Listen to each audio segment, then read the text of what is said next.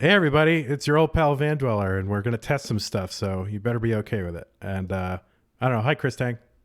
Hello, what's up? All right, so we're gonna test out the game sounds to make sure that they are okay. So hopefully, let's see what happens. Vince, you got to listen now.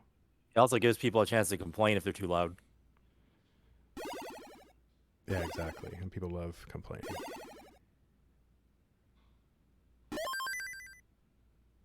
All right, Vince, you got to tell me if you hear sounds, or I can just look at Twitch chat because they will tell you.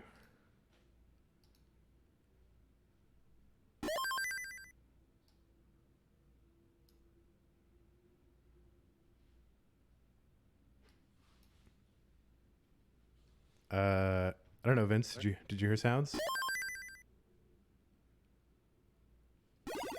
Oh, Vince is gone. He's left us. Oh, yeah, he's gone from the stream.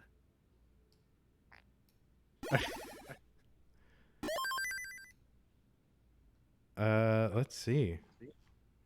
Do you hear? Hey, everybody! Does anyone hear game sounds? No. Hello. I'm watching the feed and I hear some. You do? Are they super loud? They're about good right. now. They're about right. Yep. They're good. Okay. Good. Cool. All right. Well, back to your regularly scheduled pre-roll.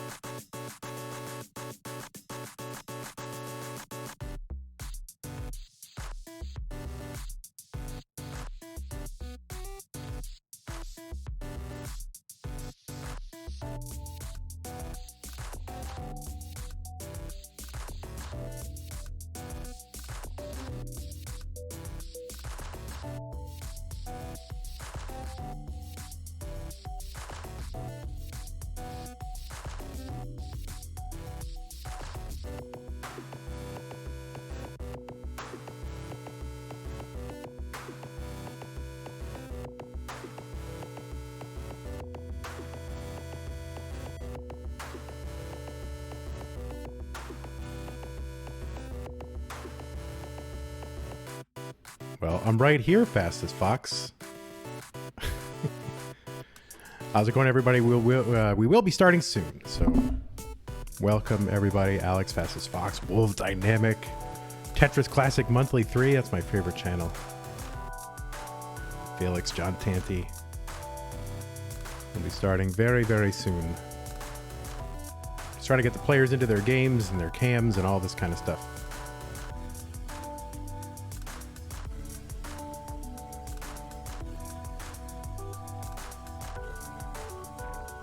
Hey, Parabex, what's going on? Oh, Total Radness is ready in the bone zone. Oh, my word. I'm going to stay out of that zone, that's for sure.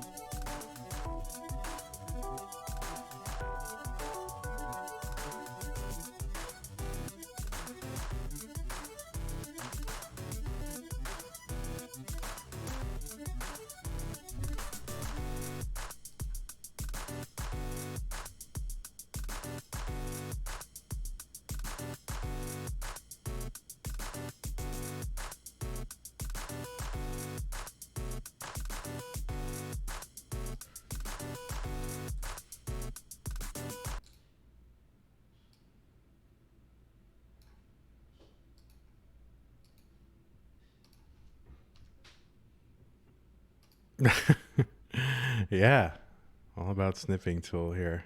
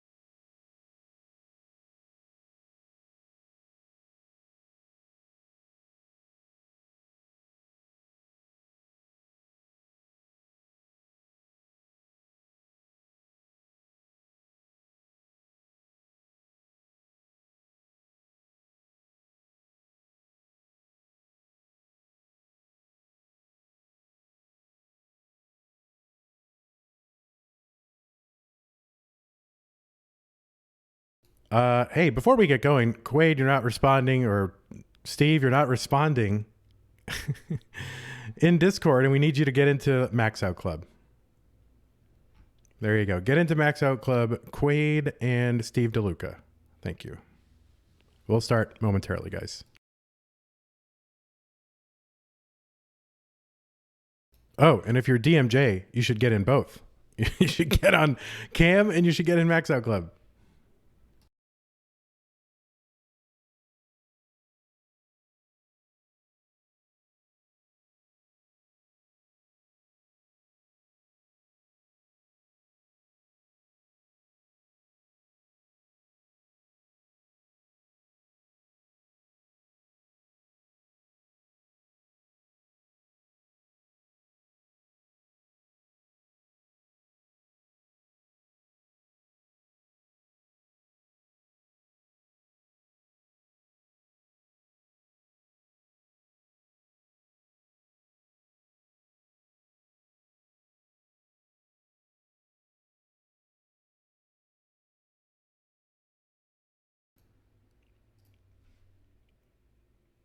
And I'm going to go, oh, well, I guess I'm already talking. So let's go to our thing and, oh, we want the stinger, guys. Hold on.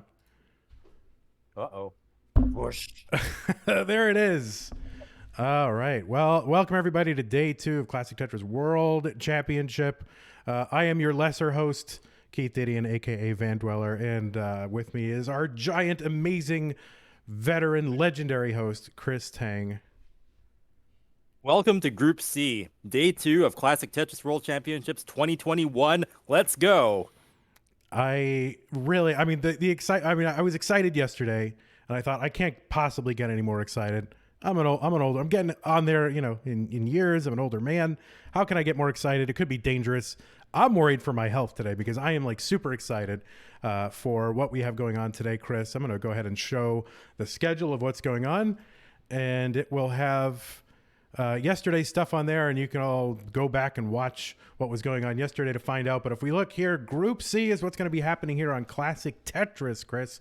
And here we've got some amazing players here, starting off with Dog and DMJ and Pokenerd. And Quaid versus Lazer is what we have. So pretty high. Our first group. Yeah, you talk about, important matches. You have the reigning, returning, defending world champion Dog already, right in our first set of players. Yeah, amazing. And of course, what a miraculous kind of thing. He came in probably, if you're more of a casual viewer, CTWC, who is this young kid from Texas? And what is he doing? Why is he so good? Well, he's really continued a run of dominance throughout the online scene throughout the year. And he came in here as the #1 seed with 70 billion max outs, I'm pretty sure it was. I think it was like 12 and a higher max out than Joseph Saley did last year. Wait a minute. Right? So when I was watching the quals and I was watching Andy's run, I didn't think that could be topped. I really didn't. And when Dog came on and just did that much better, it almost seemed like a repeat of the energy of last year where Andy just, had Dog on the ropes. It was he had 1-2 games, and it's just well, it looks like Andy's gonna win, and then Dog's gonna be second, and then somehow Dog just reversed that and ended up being a little bit better than Andy. So he made a statement with that qual with the 12 max outs plus, and making our record for the number of max outs. Just think about how many games you can get in 2 hours and how many of those can be max outs. And it's almost like you have to play everything perfectly, and Dog showed that capability. So we're really looking forward to seeing his performance. Yes, of course, as the #1 seed, you get the privilege of playing the number 64 seed, who's DMJ, David Michael J, he goes by in the online community.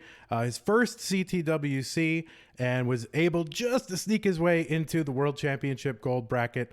He's won a few online tournaments, I think in Gauntlet and Classic Tetris Brawl, which I'm pretty sure, and that is run by Dog Playing Tetris. So we'll see what happens with that. It's a tall order to go against the reigning world champion and the world record-setting qualifier in Dog, but everybody that got to this bracket certainly deserves to be here because it was not easy this year. So looking forward. No, if you come in 64th, it's well, you can either say, well, I fought really hard to get 64th, or, oh my gosh, I was so lucky not to get chopped off because it was so competitive. And even getting 2+ max outs with a decent kicker was not safe. It was not enough. So everybody in the top 64 legitimately has to be able to throw out multiple max outs basically on demand.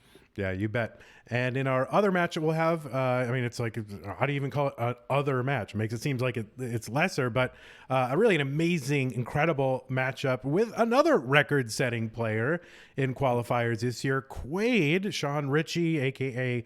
Hauser, a.k.a. Zizix, a.k.a. who knows what else he's... but this year he's just Quaid, and he's from, I think, representing the nation of Andorra this year. So I'm not very familiar with that one, but I believe that what Quaid is doing will spread the awareness and love of that country, Andorra, far and wide. Yeah, aren't they at war with the Vulcans? Anyway, and then we have him going against Lazer Monkey, and Lazer Monkey, really a unique kind of player, primarily known in the cubing world as a championship level cuber, and also just really interesting journey in Tetris as well. Started out as a DAS player, very proficient as a DAS player, switched to tapping, very proficient as a tapper, and now is rolling and has been putting up some... I've not seen Lazer rolled. I did get to host Lazer in the exhibition tournament last year for Tetris Effect, and it was really cool seeing him play, but watching a player evolve, change styles from one year to the next, that's always going to be interesting. And going against Quaid, the DAS qualification record holder, a lot of people want to see DAS still survive and still succeed, even in this brave new world of hyper tappers and rollers. And we're going to see Quaid do his best to represent that playstyle. So I know a lot of people are going to have their eyes on this match for the future of the game. Yeah, you bet. So it's going to be Dog and DMJ and Quaid and Lazer to start us off. And then a little later in the broadcast, after all that is kind of done, we'll have Jerpidude and Daasiann and Pokenerd versus Guerrero. And we will talk about those matches when they happen. So pretty hype bracket here. Really, I mean, there's so many cracked players. I think that anybody can win. Of course, you're mentioning Quaid, DAS players. There's only a few DAS players actually made the bracket that year. So Quaid hoping, to represent for DAS and see representing both DAS and the veterans. And the veterans, yes, really, Quaid been here since the very beginning. Even though he wasn't in the very first CTWC, he was in the building. So yeah, and I believe he entered and put up scores. I really think that very first year in 2010, if you entered and put up scores and tried to make the wild card slots, because there's like only 2 of them, I consider that to be a competitor in the CTWC 2010.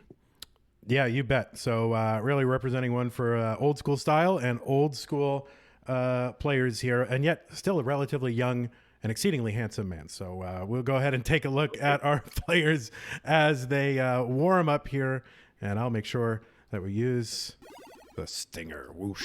There it is. So whoosh. We're going to wait for our players to get situated, watch their few warm-ups. Now, I think we might... I don't know, while we warm up, I don't know, do we have bills to pay? I got to check in with Vince here, what he wants us to do. Okay. We probably should, it wouldn't hurt to thank a sponsor here and there at the beginning, right? While we watch them. Yeah, why not? All right.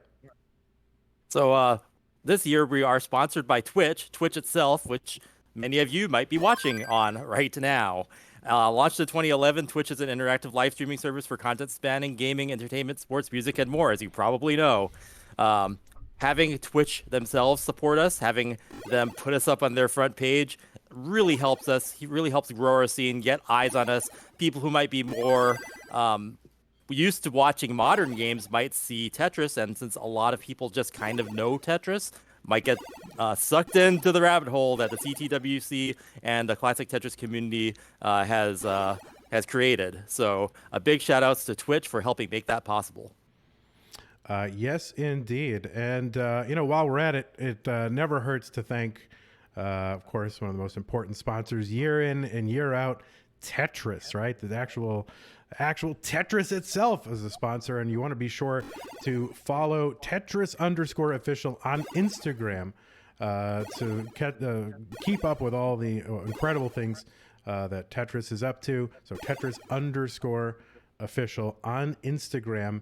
And, I've been a big fan of Tetris in all its iterations for a very, very long time, as long as I can remember. I even remember playing it on, my old, 386 computer at my aunt's house, back in the mid-'80s. So me and Tetris go a long way back, and it's just amazing for me personally to have a lifelong connection to Tetris and its brand. So thank you so much for Tetris for sponsorship and sponsoring all the cash prizes for the event this year. Huge. That makes us, very legitimate in terms of an esport. It brings an attractiveness to what we do. So having that prize money is pivotal, and having Tetris company itself support us in that, we couldn't do it without them. Yeah, you bet. All right, so I think that's I need to add a heart in the layouts here. So thank you, Pumpy Hearts, who's the master of heart ceremonies here. All right, I think we have all the hearts we need. We've got players who are here. I'm gonna hide some bios, and then as soon as these players indicate that they are ready, we will go ahead and get underway for day 2. Amazing day 2 of, my God, 5 overall separate days of the Classic Tetris World Championship. I mean, this is crazy. Yeah, so much Tetris and so many great matches and so many stories coming out of this. I can't wait to see what's going to happen today. Chris, can you handle this much Tetris? I could try. Got to do our best, right? Well, for me, it is more Tetris than I can handle. That remains to be seen. There's Quaid in the Bone Zone, if you're wondering what that neon sign in the back says, with his buddy Steve DeLuca. It's kind of cool. They got this sort of like the hangout set up. Yeah, and his dog in his room. That smile, that's a smile of a champion. Good seeing it. I think he looks confident. Yeah, I mean, always looks confident and poised, and I don't know, he's cute. Oh, he's Cuban here as well. Look at that. Oh my God. Maybe he's trying to intimidate Lazer in the other screen. Yeah, it's like, do you really want to win and face me, bruh? You know, like whatever.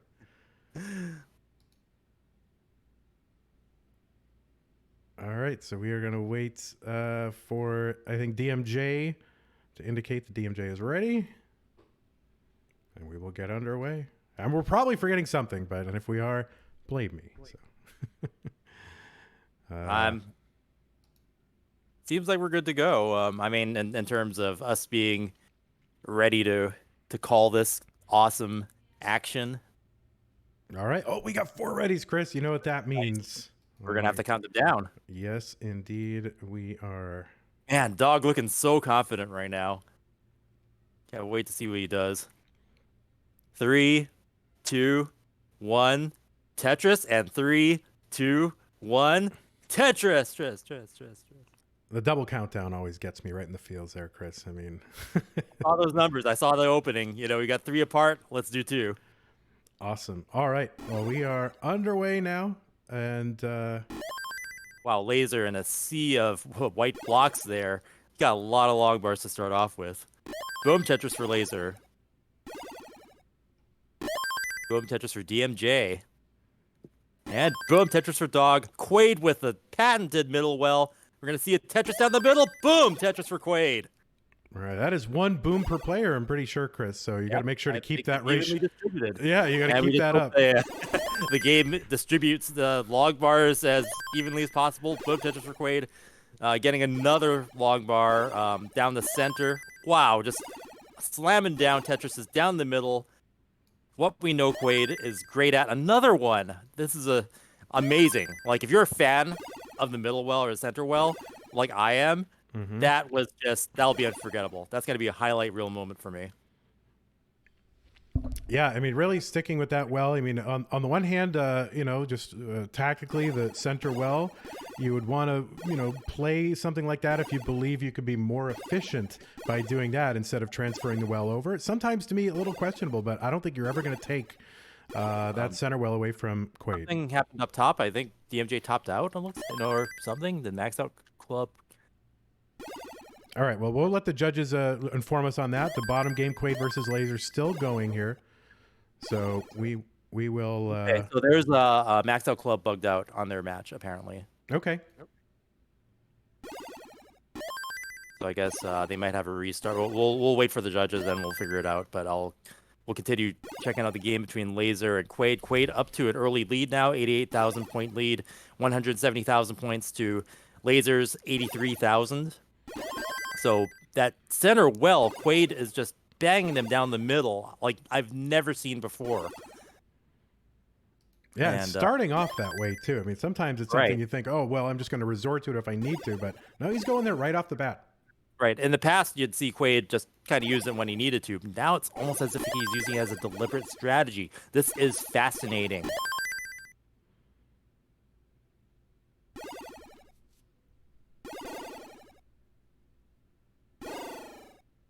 Yeah, it looks like something's continuing up top, so Yeah, I think the best rule is if you're unsure, keep playing until the judges tell you otherwise.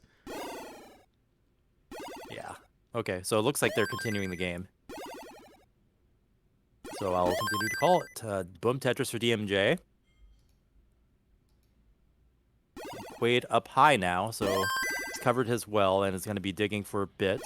Lazer with a bit of a roof, but he's going to be open and ready to slam down another Tetris. Boom, Lazer with the Tetris. So, yeah, another one now, too. But not a great pace here for Lazer halfway to transition. Only 154 through 73 lines. Certainly you'd look to be at least double that, if not more, at this point. So it's been a little bit of a grind for A lot of Lazer. digging early on, and that, yeah, explains the score discrepancy there. Looks like they're still dealing with some max out club issues up top. So Quaid going dirty and just about to uncover another dirty Tetris. Yeah. I mean, another off-center well Tetris. And he's going to uncover it, build it up, and wait for that long bar. And there it is. Boom Tetris for Quaid. Yeah, Quaid definitely demonstrating his flexibility in using the play field and getting those Tetrises wherever they can come. I think that's like a different style from players who traditionally will just put a well on the right and call it a day. Quaid is extremely flexible, and you're going to see that throughout his play. And the lead has shrunk. He's still up about 30,000 points, just a Tetris away from Lazer. So Lazer's caught up in pace a bit, both at that 40 or so % Tetris rate. Not quite max out pace, but we'll see what happens after transition. DMJ with a lot of burning to do. It's neck and neck score-wise at about 100 lines for Dog and 108 for DMJ.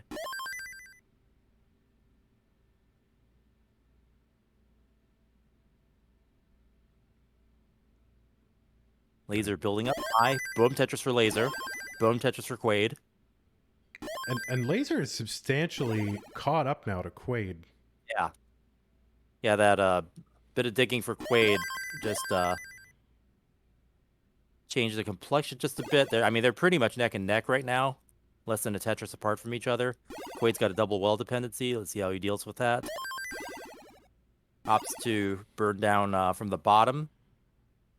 Forming a triple up top. He's going to turn that into a dirty. No, he's going to take the triple and then convert that to a Tetris well. So this is kind of the beautiful game that he plays. It's maddening at times, but when it works out, it's extremely yeah, he's about beautiful. to hit transition. So let's see if he, yeah, he's going to have to, ooh. Oh, real tough left for a DAS player here. Yeah, that's not going to be survivable. And Quaid tops out, and Lazer takes the first round. Yeah, Quaid going to top out. Lazer good, so we'll go ahead and give a heart over to Lazer. And up at the top here, I'm not exactly sure what's happening, so a little bit of a situation here. Like, yeah, Max Out Club, I mean, they might be playing, and then Max Out Club is not showing us what's actually happening, so we just have to wait for the screens to update. Hopefully they'll get fixed.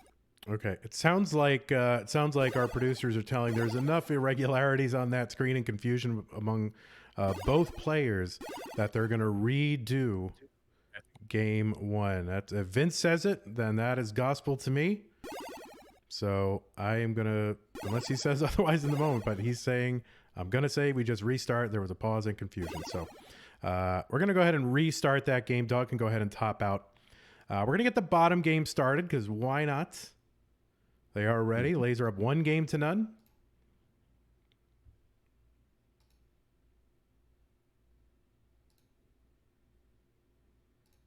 3, 2, 1, Tetris. And Quaid with a really aggressive first game and just had kind of a dicey transition. He was up really high and didn't quite, he misplaced a piece, and it was all over from there. But other than that, that was a pretty strong first game. Just didn't get to play it out. And Lazer having to do a lot of burns early on, caught up, and had a better pace later. So let's see what happens this time.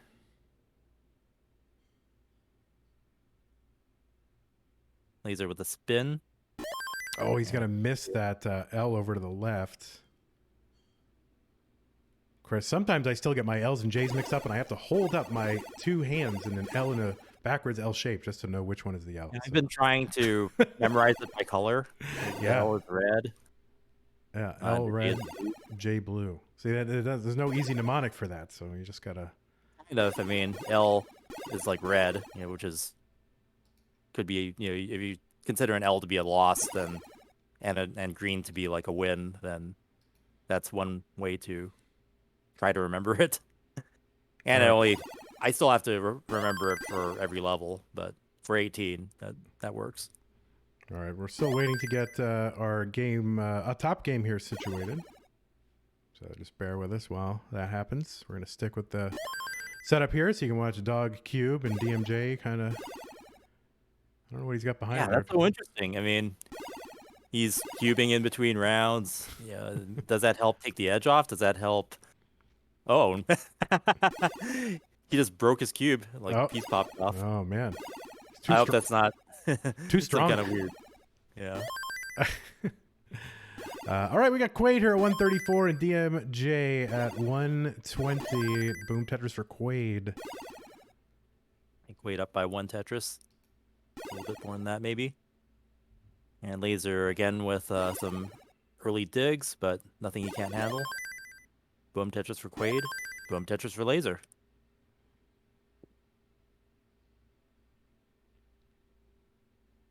All right, Lazer set up for a Tetris. And there's one for Quaid. Lazer still waiting. Getting a little droughted here. 17-piece drought, but boom Tetris for Lazer.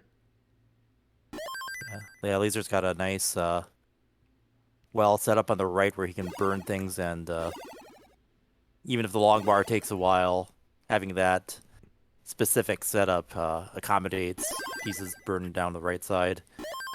And Quaid this time actually adopting the full right well rather than going down the center this time. So whether that's an adjustment or whether he's just kind of rolling with the punches now, I guess we'll see. All right, looks like we're ready up top here, Chris. So we're going to go ahead and count that one down and hope everything goes well up there. Yep. Dog's camera just went out. Oh. Okay, it's back. 3, 2, 1. Tetris.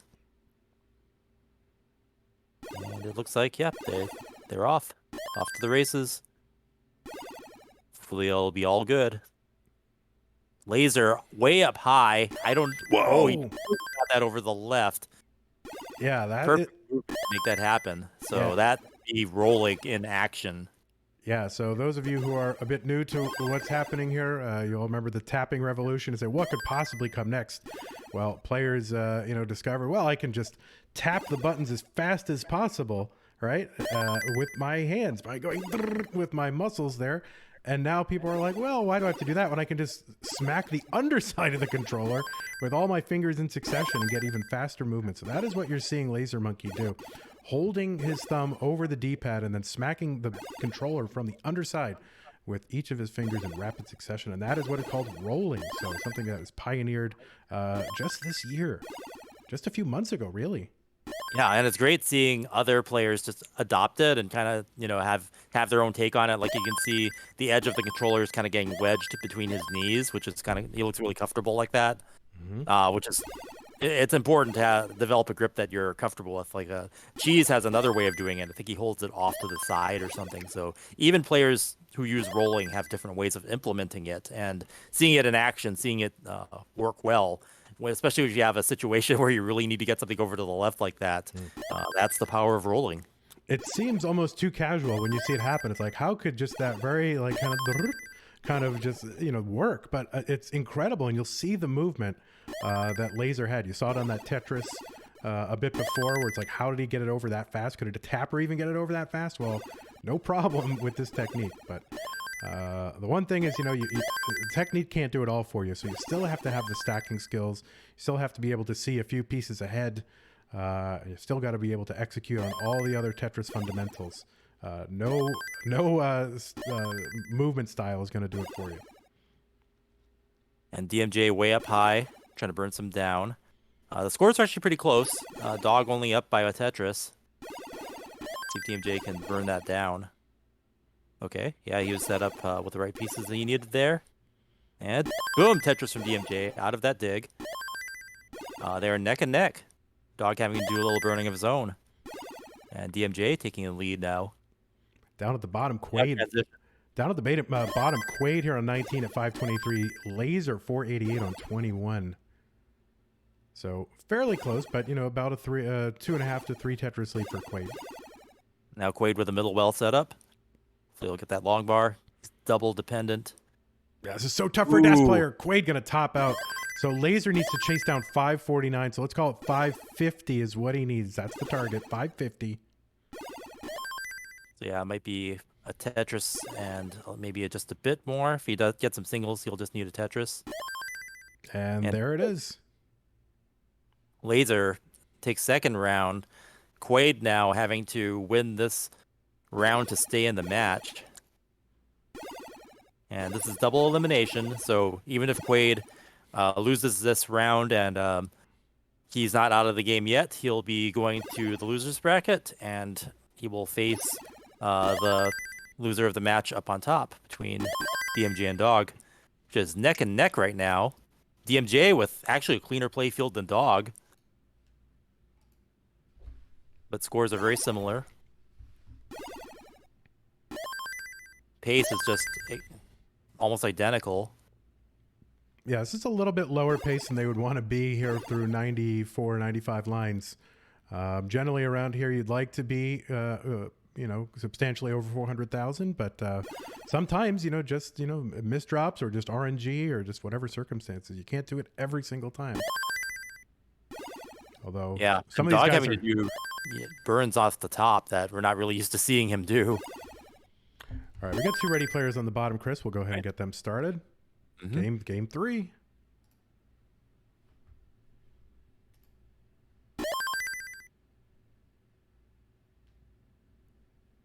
Three, 2, 1, Tetris. All right, Dog into the lead after a Tetris 430 for him. DMJ going to take it right back here with a Tetris 434. So super close. Just a couple of lines separating them and only a few thousand points. This is as neck and neck as you can get. Neck and neck. And headed to transition. Next 15 to 20 lines. So that'll be happening soon. Dog building up high. And Dog definitely, if you've seen Dog play before, he could play extremely high and move the pieces and solve what he needs to solve to survive way up there. Yeah, some great adjustments and tuck setups for DMJ on the right side there, and he's going to get rewarded with the Tetris in a 508 transition. Pretty similar transition for Dog as well. So here we go, off to the races. Yeah, and right on the 500K line, so their pace did catch up near the end. And Lazer with a lot to clear. Has a very high left. Oh, and he misses the roll to the left. I think that's going to be fatal. It is, and Quaid is going to take a game here. This might be what he needs to get some momentum. Absolutely. That's a sigh of relief there for Quaid and getting on the board there. So could we see a reverse sweep? A reverse sweep from a Daas player versus a role player? I know Daas fans around the world are hoping that could be the case. Yes, indeed. Having strong games. Yeah, still a lot of fans here for the sort of the classic, play style. And, people are talking about, should there be almost like swimming, how you have different events where, with different swimming styles, should there be something like that for Daas? And, I can see it. I think there's something to that. That's kind of like the Daas is like the backstroke or something. And yeah. Has its own... Now, Dog going through a bit of a drought here, 28-piece drought. Finally gets a long bar, but not when he is open on the right side. And now he is clean and clear. So good survival here. Just needs the long bar. And again, a little mini drought. So having to weather some rough RNG here. Deal with all of that. Okay, he's open again. And boom, Tetris for Dog. 663 for him, 709 for DMJ. So DMJ with the lead. They're both DMJ with the lead, 64 seed, beating currently the reigning world champion. So see how this works. That'll be a huge confidence booster for DMJ if he can get this first win out the gate. And boom, center wall Tetris for DMJ. Maintaining the lead now, up by a Tetris and a half. And Dog with a good play field. He does look like he's a bit under pressure, but still performing. No major mistakes or anything like that. Triple off the top. Smart move. Burn it down. Boom, Tetris Dog. Yeah, after another... Oh. DMJ with a lot of Swiss cheese there. He's going to have to burn that down. Kill screen's coming for both players in 3 levels. And DMJ is not able to get anything over to the left. Dog is going to take that one. Yeah, one misdrop. And yeah, there's an escalating situation where DMJ couldn't burn anymore. And Dog, even though he was behind for part of that round, was able to pull it out.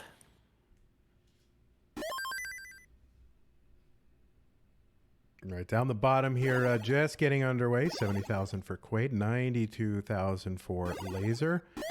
Good boards and another Tetris for Lazer with the lead now. Boom, Tetris for Quaid. So still early runnings, early days. Lazer building up way high. Something that rollers might do. Dump things over to the left really high because they can. Mm-hmm.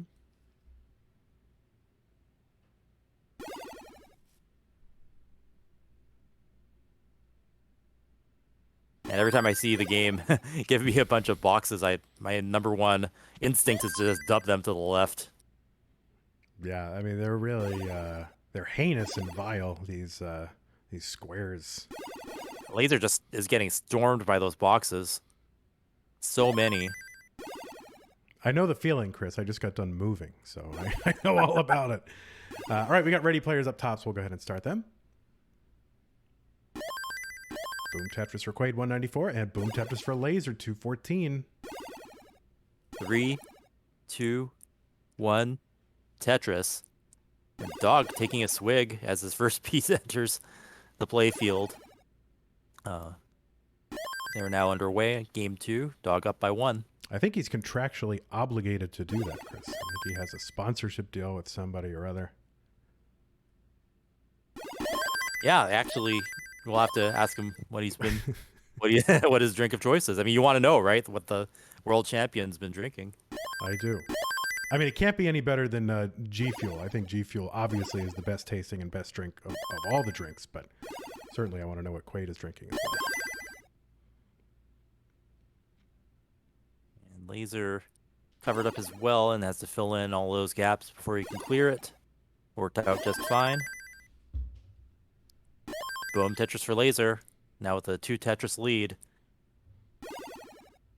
Quaid having some things he'll need to deal with later as he tries to fill out his stack on the bottom there. So now you'll have to dig out through those holes, drill back down. Yeah, Lazer on the other hand, super clean and ahead by almost 100,000 points, and he's gonna keep adding to it as Quaid continues to dig out. Game up on top, Dog versus DMJ is still neck and neck, even though we're still early. Quaid set up dirty in column 8 and got it. Boom Tetris for Quaid. 309 for him, 424 for Lazer. So yeah, Lazer with a comfortable lead now. Up 139,000 points at 448,000 to Quaid's 331,000.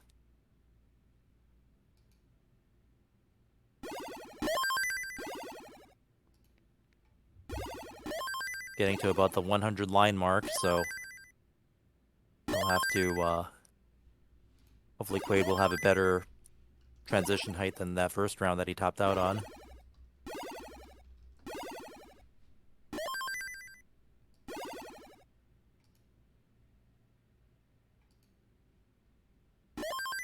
DMJ having to do some digs.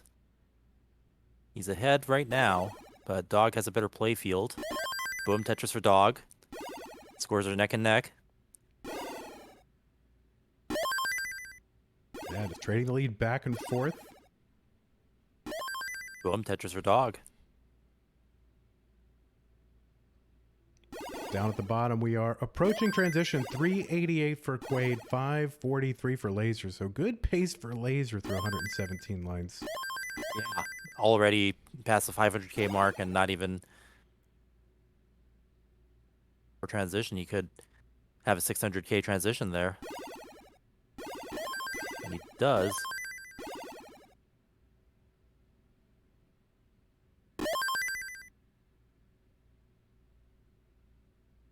Very clean board. See how high he probably won't need to stack it too high. Yeah. Ooh, well, misdrops there. Yeah, I'm not sure exactly what happened there with Lazer, but he's going to have to clean this up. 616 though on level 19. You can't argue with the results so far. So, and he's up 2-1. So Quaid really up against it right now. Of course, as we mentioned, this is double elimination. You have to lose 2 matches in order to be exit from the tournament. So Quaid will be, if he doesn't catch up here, would be relegated to the losers bracket and have to fight his way through that. But still a lot of Tetris to be played. Mm-hmm. And Lazer recovering and still scoring. Quaid now having to do a bit of digging.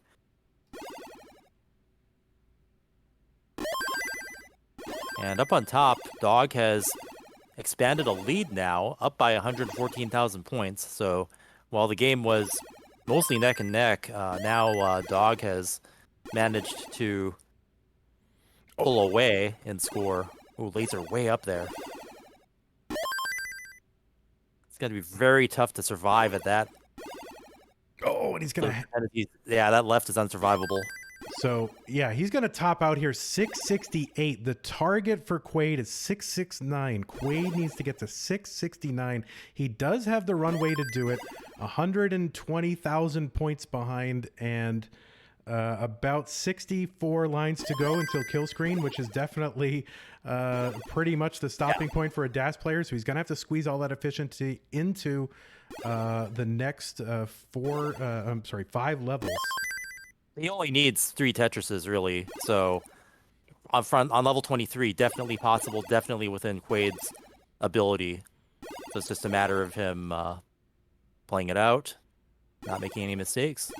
Up top here, Dog really fighting through something here. Just 10 lines before transition. DMJ with kind of a canyon in the middle of his stack here. And both players having kind of janky play fields going into transition. We'll see how they handle it. Yeah, Quaid now officially less than 2 Tetrises away, so plenty of time. And just pick and choose his spots. It looks like he's going to try to build for it, but again, you duck into these opportunities and duck out. Mm-hmm. Now he's playing it smart. He's not playing too risky. Well, if he gets droughted here, this could be tough. And he is getting mini droughted. And he's not going to get it. Oh, not like this. Oh, no. Oh, no. And, well, for Quaid anyway, it's an oh, no. It's an oh, yes for Lazer. Lazer will continue on in the winner's bracket. Let's give that man his heart. There it is. Oh, that's a heartbreaker for Quaid because he had so much runway. He could have just kept 4 high and done doubles and singles to keep it until he knew for sure it was safe. And that drought, it's evil, and that's what can happen. But we'll see more of Quaid. And wow, Lazer just flopping onto the bed, relieved at the outcome of that. So, GG's, well fought, hard fought for both. All right, and DMJ now topping out, Dog taking that round. All right, so Dog up 2-0 here. Now what you'll see is Lazer will be waiting for the winner of this match to continue on in the top part of the bracket, and then the 2 losing player, or DMJ will face if it's well, wait a minute, I'm not supposed to say that. I mean, No. no, I mean I meant to Don't say make Quaid. predictions yet. No, I had DMJ in front of me, and I meant to say Quaid. So Quaid will face the loser of this game between Dog and DMJ. Is what I meant to say. Sorry about that. Gotcha. We'll fix it in post, everybody. All right. So we've got, as soon as you get readies from both these players. Oh my God. 3 for Dog versus DMJ coming up. Dog up by 2. DMJ needs to win this round, stay in the match. Otherwise, then he will be having to face Quaid in the loser's bracket. Of course. There's a big otherwise in front of that. Bracketing that whole statement I made is what I meant to say. Oh, I'm going to get fired. And Lazer spinning his chair.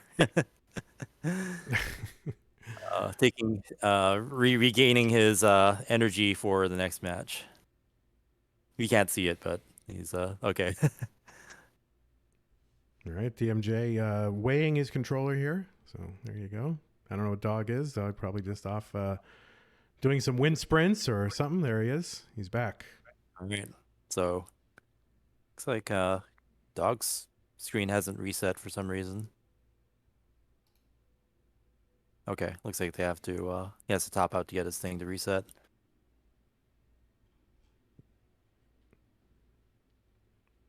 All right, we got it ready from Dog and just need a. Well, I'm not sure if what they're all doing, but here, let me fix the. Make sure he's facing his. Let's see what he's doing here. All right. All right, we got 2 readies. I say we get him started. Here we go.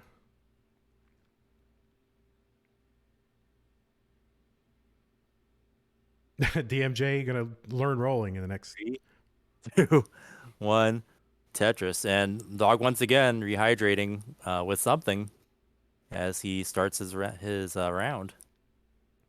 Oh, I gotta flip Dog again. Sorry about that. There we go. He's kind of memeing on me by facing the wrong direction. I'm like, oh, is he facing a different direction? I think he's memeing on me. I'm liking that that confident smile Dog has. Reminds me of Joseph's second year. So having that first year, I guess, under your belt, smile of a champion sort of thing. So that's pretty cool. And boom, Tetris for DMJ. Dog up by 2 Tetrises now. Yeah, it's hard not to be confident, and you're the reigning world champion. He had never won one of the monthlies until after he won the world championship, but then he rattled off 3 in the last year. So, so he's really, at the top of his game for sure. No decline in skills, and so amazing here. And not just winning last year, but yeah, with that qualifier, it has to be a confidence builder. Blowing the doors off, showing showing people what is possible in 2 hours. Yeah, he's always been extremely poised. Very rarely does he have any kind of outbursts or anything like that. So certainly well polished professional level player here at such a young age. So 162 for him, 145 for DMJ. And 88% Tetris rate for Dog. So monster pace we could see here. Looks like Dog's getting unleashed. Oh my God, Those Chris! first games. You're really gonna do that? Oh my God! Can't not do it. Oh boy! So this is gonna probably set up a cascade of Dog puns in the chat. Chris, see what you've done. So the very first CTM match I ever saw in my life was Dog versus Hydrant, and I thought that was like some kind of inside joke. No, it is very much not a joke and very much not inside. But yeah, I mean it's amazing. So yeah, it is pretty cool. It was a nice introduction to it, and then to see them now, like how great of a player both of them are, and how they've carved out this identity. It's just like I was just watching this random match with these interestingly named players. Yeah, And it's so interesting how so many of the players now are just identified by a Twitch handle, and that's one of the changes sort of in the culture of CTWC with the kind of rise of the online scene. Very few of these players primarily known by their real names, and mostly these handles here. I mean, of course, you did have a few. Quaid was some kind of weird identity. Metal Beast, right? Peter. There's a few that were kind of known by some weird names, but now it's almost everybody. it's an esports thing, it's kind of cool. And you have some. I like it when some people go by their name because that's kind of like old school. You'd show up to a big tournament like the NWC, and the only thing you could do is your name. I mean, people weren't using handles back then. Yeah, I guess remember the XFL, really a pioneer there, and letting people just kind of have whatever name they wanted. It really was a pioneer. Probably American Gladiators.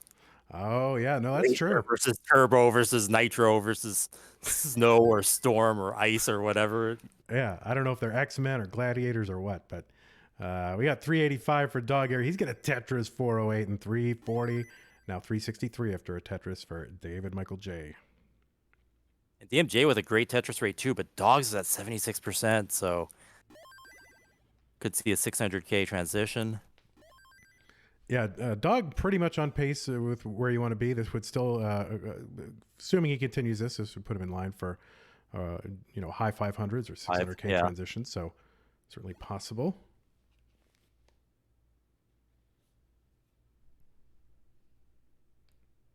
Although this drought there is going to put the kibosh on that. So a couple of burns here, maybe mid 500s, but you never know until they actually play it. So DMJ with a nice S spin down the right side and bang Tetris for him. Oh, I said bang. Oh my God. Is that your usual? Throughout the year, I say bang. I reserve boom for the special time of year, but and for you, but bang is my substitute. I believe there might have been a commentator. I know Ron Thomas was one of the NWC announcers. He used BAM Tetris. BAM. And I actually have video of him going BAM Tetris on my Tetrises when I was up on stage. That's amazing. In 1990. Is that video out there, or is that just in the personal Chris archives? I think I uploaded it to Facebook at some point. So I know we have there's actually in the last we're about to see these guys transition here, so we'll see through that. But in the last year and a half or so, there's been kind of an uptick in activity around preserving and uncovering Tetris history. Really? Yeah, and including kind of uncovering the first ever credible max outer named JW Tetris or Jake Wade, and they actually found evidence that he did so back in 1996. Nice. Which is incredible. So I think there are some people that would be very interested in that video if you can dig it up, Chris. Yeah. I mean, supposedly Thor also did, like back in the day. Yeah. And if you watch video of him playing with his hyper tapping and everything, that's super feasible. Like, it's not... For one thing, I don't think it's something anybody would be dishonest about, but he had the capability, like, flat out to do it. Yeah, that's for sure. 658 here for Dog on the blue level 20 into 21. 530 for DMJ. So, yeah, still, monster transition for Dog. 129,000 points up ahead of DMJ at 685,000 points to 556 for DMJ. Both playfields clean, good, ready to score. Dog not going for the spin there. Boom, Tetris for Dog. Widening the lead. One of the biggest leads we've seen thus far in the tournament, at least on this channel.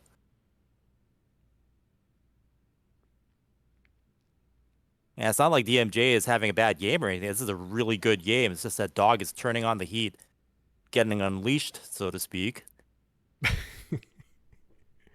Oh, my word. Yeah, 8-10 on 23 is monster pace for Dog. You can see create a gap on the left side, barely got a piece over, and a little bit worried there. But Dog should be okay. Burning it down with a couple of Tetrises just as you want to. 871 on 24. Yeah, that lead is widening and widening. Some players play even better after transition, and Dog is one of those. Yeah, for sure. DMJ now 192,000 points behind with not a lot of room left. So Something's going to have to happen for Dog. A Dog can take his foot off the accelerator a little bit if he, if he wants to, but it's very rare that you see him do it. I mean, he just likes to go, go, go. Change away from a max out here. You still got a couple levels to play with. Really well set up, and boom, Tetris for Dog. Boom, And Tetris for DMJ. DMJ with a really nice looking stack, though. yeah, cutting into that lead a little bit now, 150,000 points, and now only 120,000 points. So, and boom, Tetris for Dog, nearly maxed out. A single might do it. Yep, there's a max out for Dog. Now here's level 8. Now here's the interesting part. DMJ back by about 11 to 13 lines at any given time. So this is going to be a lot closer than it looks here. I think Dog still has the advantage, but yeah, now right. Probably not going to be able to make up 200,000 points before kill screen, but and Dog with a kill screen Tetris and a 1.1 big line. Yeah, 1.1. A super strong game. DMJ has to get 5 Tetrises perhaps to catch up, and he's on level 28, so he's only going to be able to get one more before kill screen. And then we'll see what he's in. Kill screen. And you can see him frantically tapping, trying to get him, but it doesn't look like it's going to happen. I think Dog is going to get the heart, and he does.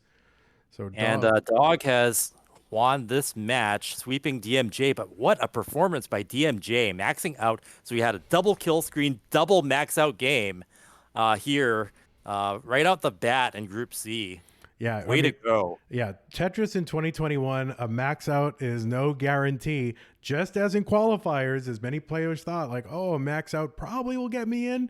No guarantee whatsoever in qualifiers and no guarantee in competition. So great performance from DMJ to max out in a match, but just not Absolutely. good. I am impressed. I mean, you look at the Seed 64, you're not thinking they're going to be that strong, but that was strong. That was a statement. So we'll see DMJ battle it out with Quaid.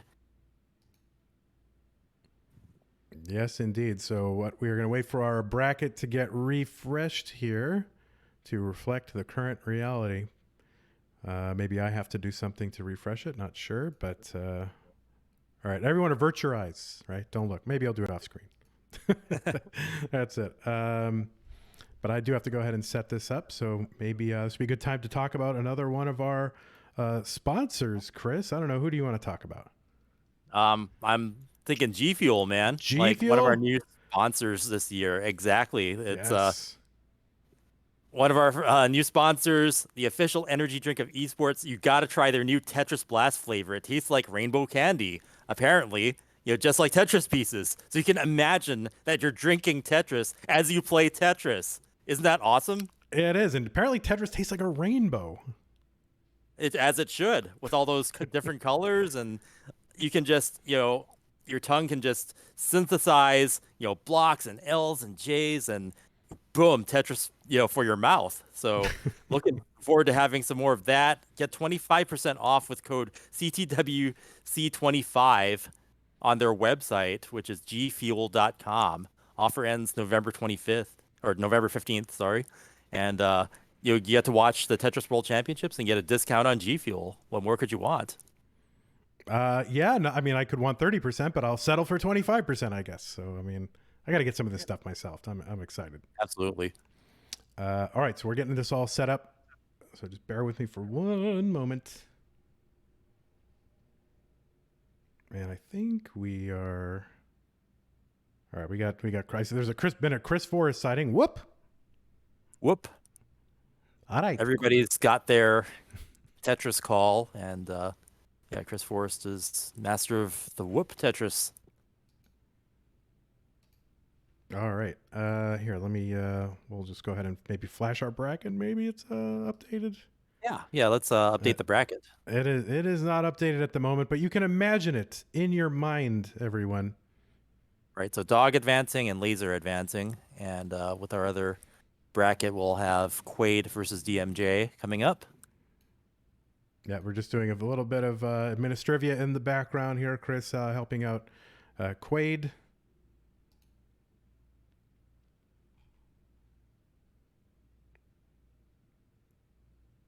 So what you're going to see is you're going to see the winners of those two matches now face off against each other, and the losers of each of those matches is going to be Dog against. I got to kick DMJ out of this Max Out Club.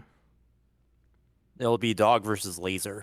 Yeah, Dog versus Lazer. That really sounds actually like an American Gladiators matchup. Yeah, or some B movie or something. I would totally see a movie called Dog versus Lasers. Exactly. Yeah, it's like like one of those Sharknado movies or something.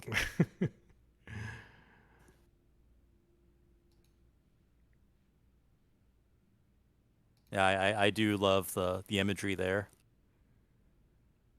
Yes, indeed. All right. Well, I guess while we still got a couple moments to wait here, why not talk about Tetris Effect Connected? Yes. So Enhanced Games is also one of our best sponsors. We have them again this year. And just, I guess now it's 2 days ago, Tetris Effect Connected was released on the Nintendo Switch. It was out for other platforms before, but now people with Nintendo Switch can play the game anywhere, everywhere with the portable Switch. It's also available on Steam, PlayStation 4, PlayStation VR, Oculus Quest, Xbox Series X and S, Xbox One, Game Pass, Windows 10, PC, and Epic Games Store. And if you own any of those versions, you can play against players on any of the other platforms, which is really cool. So whether your friends own the same systems that you do or they own a different one, you'll all be able to connect and play Tetris online together. And there is a CTWC inspired mode, Classic Score Attack, where you can actually play the games like we do, classic NES Tetris versus each other, NES style Tetris, complete with same piece sets and the behavior of the pieces, and have your matches done online and automatically. You don't have to get to Nintendo's and stream it through a streaming service or anything like that. It'll all be done properly and online. So if you don't want to get that set up with all the classic stuff, you can just get Tetris Effect Connected on a modern system and run your matches that way. So big shout out and thanks again to Enhanced Games for sponsoring us this year.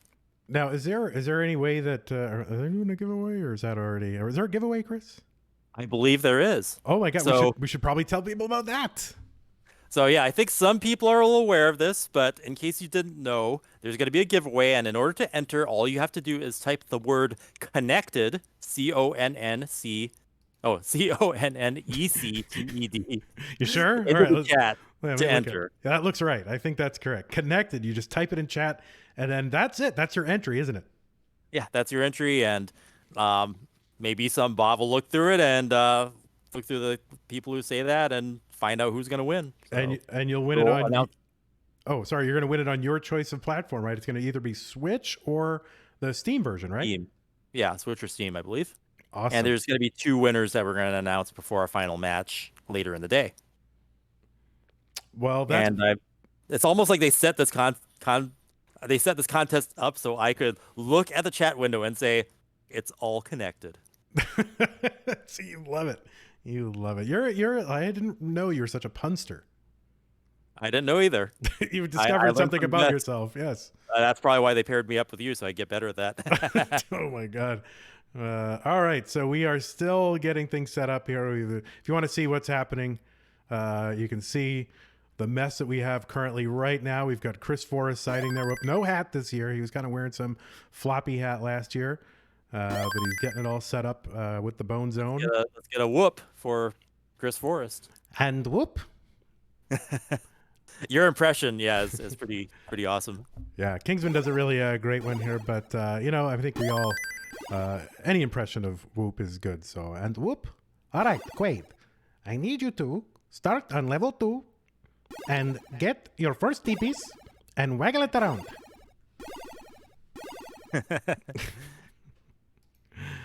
All right.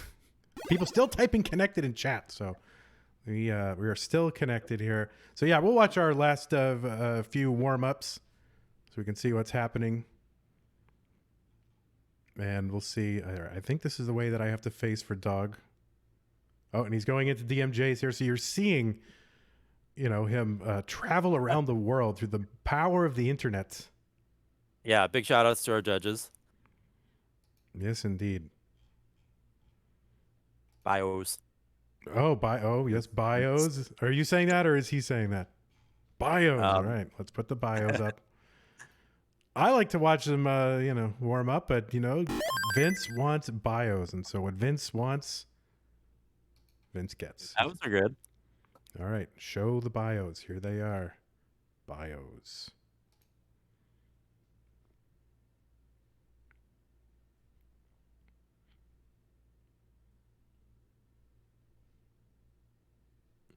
All right. I wonder what Quaid is eating right there. What is that? Is that a chicken pot pie? Chris, how was that chicken pot pie yesterday?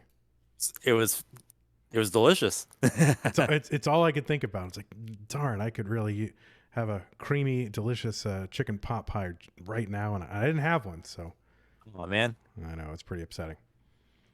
I'll have another one after today's festivities have concluded. All right. Well, you can't live on chicken pot pies alone. So hopefully you're getting some multivitamin in there, or maybe some G Fuel. That's true. Well, I think I could exist on G Fuel and chicken pot pies for quite a while. Yeah. Well, all right. That's it. It's a bet.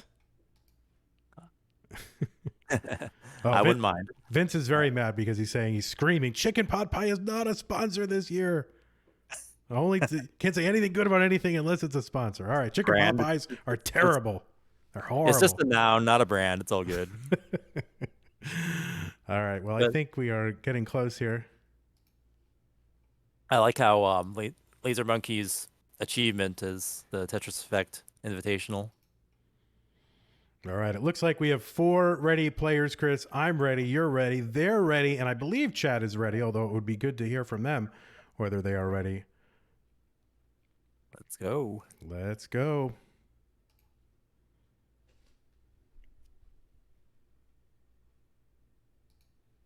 Three, 2, 1, Tetris, and 3, 2, 1, Tetris.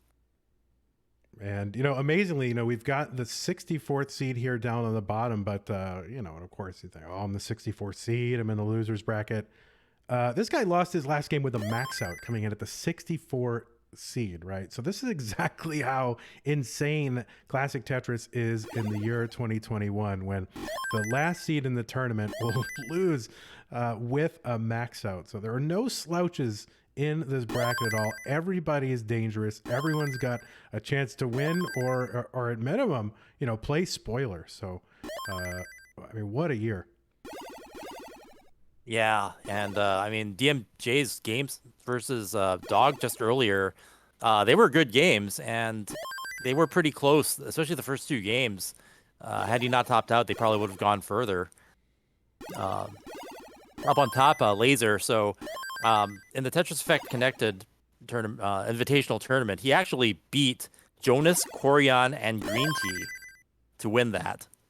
Yeah, and that was in the classic score attack mode, the mode that is, when that plays like this. That plays like this. So there's no slouch here up top, and everyone is dangerous. Oh, Dog with way up high. He's got a delayed Vitz set up here, and finally gets the bar to tuck in there. Wow. But yeah, he's burning it down. He plays up high, but he can handle it. Boom Tetris for Lazer, and Dog waiting for the long bar. There it is. Boom Tetris for Dog. We are neck and neck. Yeah, we did have, some incredible performance yesterday from on our channel from a lower seed in the tournament, 57 seed Luis. Came in as a 57 seed and did some pretty amazing things. Try not to spoil it, but you should watch. Absolutely. Yeah, that's why we're here. We're here to see, we have a platform for maybe players that you might not have heard of before. If they're good, you're going to find out. Both Dog and Lazer way up high. Lazer showing off what rolling can do. Getting stuff over to the left so fast. Now, rolling's still in its nascent stages. There's really nobody who's been practicing it, more than, 5-6 months, right? So this is a recent development. And I think everybody still, hasn't been 100% refined. Clearly has, enormous benefits. But I don't think, this is going to be necessarily a replay of like, oh, the tappers come in and dominate everything. It could be. Yeah, I think tapping has shown its strength here, and hopefully with Quaid's performance here, proving that Das is not dead. Yes, indeed. And again, it's more about what you can do with that play style, right?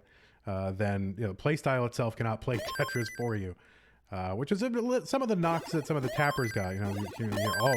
All tap, no stack, something like that. But tapping can't do it alone. You do have to have all the Tetris fundamentals in order to go deep in this tournament, regardless of your play style. Nice adjustment from DMJ to make room for that L on the right side. Very nice. Mm-hmm. I did not see that at all. So up top, 381 for Dog, 378 for Lazer. Quaid here, 297 and 345 for DMJ. It's still neck and neck up on top. It's a very close game up there. On the bottom, DMJ's opened up a lead. 2.5 Tetrises. DMJ not getting over that long bar, hanging it up. He's have to burn down his stack in order to access the left side there. And he does it with a triple.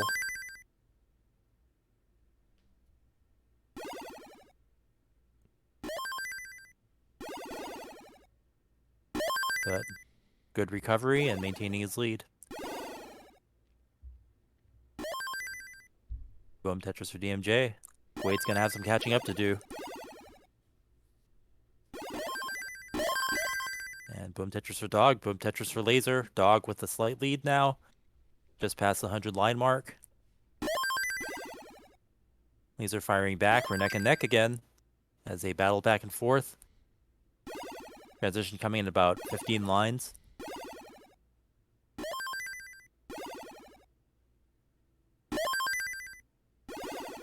Similar story on the bottom, but with DMJ having a sizable lead. Both simul Tetrising there. Yeah, about 3 Tetris lead here, now 4 for DMJ. And the board is all red, white, and blue, but it's about to get red, yellow, and orange. Red, orange, and white real quick. Yeah, Quaid seems to be nice and low for his transition, and DMJ smartly keeping it low in preparation as well. Lazer hitting level 19 first up on top. 554 for him. Dog not quite able to transition at 600, but pretty darn close at 597. So big games up top. Medium games down the bottom. 457 on 19 for Quaid, 531 for DMJ. Yeah, pretty strong game from DMJ here. Quaid will need to pour it on to catch up. And we are neck and neck on top. Both having great pace in that match. And Dog having just a bit of more of a lead because he's 10 lines behind. Yeah, everybody's green, and white now. All right, 711 for Dog, 667 for Lazer. Lazer less than a Tetris behind in absolute score, but again, Dog with about 9 to 11 lines in hand.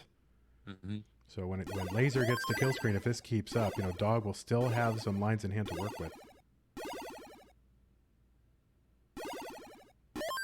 And DMJ maintaining that lead. It hasn't changed much in the last many levels. You can see Lazer just ripping pieces over to the left, trying to stay open. Yeah, he's playing super aggressive. He's way up high now. He's getting dependent. But he opens up the well. Boom, Tetris for Lazer. He really needed that long bar. And he was closing up his well.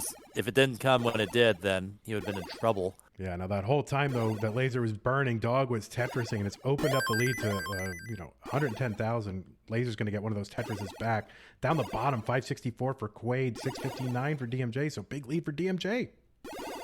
Dog having to fight for his life up on top there. That's so close to the top. Oh, he's not able to get the long bar over, and tops out. So yeah, he's going to top out. 862 is the target for Lazer. There is a Tetris, so less than 2 Tetrises behind his Lazer.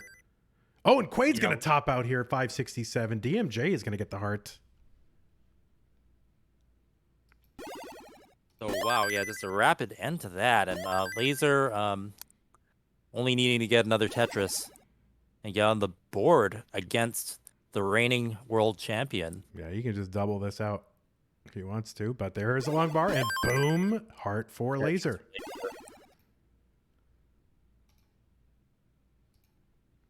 So yeah, getting a first round win over the world champion, that's got to be quite the feeling. And like I said, Lazer's resume in that exhibition tournament last year, he took out Jonas, Corian, and Green Tea, basically the who's who of, the previous generation of players. Yeah. So I don't expect that Lazer will come in with too much in the way of nerves in the sense that, okay, yes, the the Tetris Effect Connected tournament last year, but also just tons of competitive experience in the cubing world.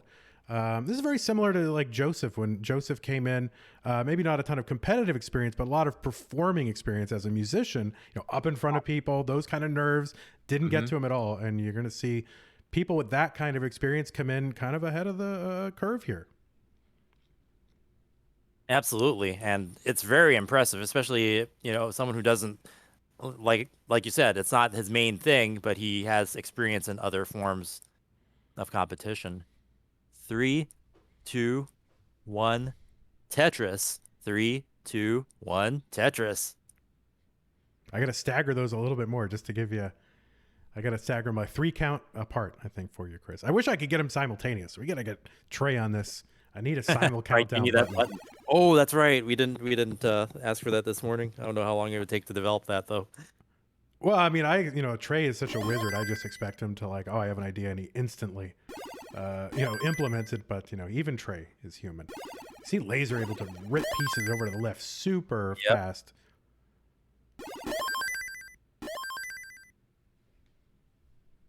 But I think Trey got the note. I remember yesterday he said like noted or something like that yesterday when I came up with it. So it's on. So it's coming. Maybe we'll have it in time for next week. But until then, I'm happy to do it twice. All right. Early on here, Dog 73, Lazer 57 on the bottom, 97,000 for Quaid, DMJ 71,000. But the players still making their initial builds and setups. Mm-hmm. Dog with a lot of tucks set up there. See how he handles this.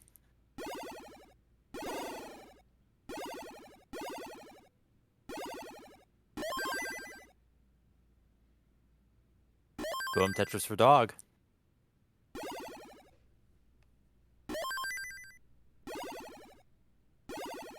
And boom, Tetris for DMJ. Still early days. Lazer having to do just a small dig there. Not quite sure if you want to put that T all the way over to the left. He's going to get a well out of this. I don't know if he's going to build it into anything they can score with, but it's starting to get high. It's going to have to burn a lot of that down. Yeah, I mean, this should burn down fairly okay for Lazer, but it does eat up valuable pace. And yeah, I mean, Dog's jumping into the lead now. He's almost 3 Tetrises ahead. Now is 3 Tetrises ahead. There's a nice triple for Lazer. He's set up for a dirty if he can get the long bar. But how long do you hold out is the question. He's going to hold out just long enough, and he gets the long bar. Boom, Tetris for Lazer. I thought there was a possibility he might go for that, and he did. All right, so 220 for Dog here, 130 for Lazer. Down the bottom, 162 for Quaid, 217 for DMJ. So DMJ still with that, 1 to 2 Tetris lead. Yeah. 66% Tetris rate for DMJ.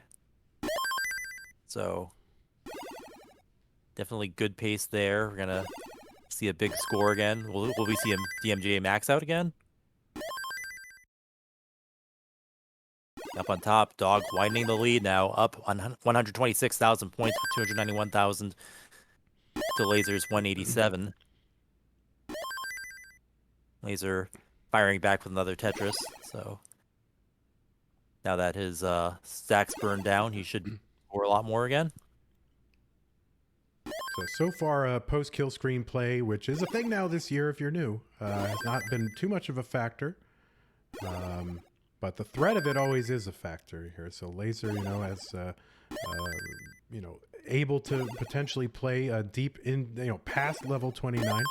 Dog also has some facility on level 29, but I think the edge, generally speaking, would go everything equal to someone with the rolling technique. But everything is not always equal, is it? So we'll see how that comes to be a factor. Anytime you really have a roller in the bracket. Yeah. But Dog is a fast tapper, and he has survival skills that are definitely top of their game. So it'll be interesting seeing those styles clash, and how that influences players going on into the future. Because I'm sure there's going to be another generation of players who are going to get inspired by what they see here today. Mm-hmm. We're always making history, it seems. All right, 405 here for Doug, 311 for Lazer on the bottom, 384 for Quaid, 392 for DMJ. So pretty even down at the bottom. DMJ relinquishing a little bit of that lead. Mm-hmm.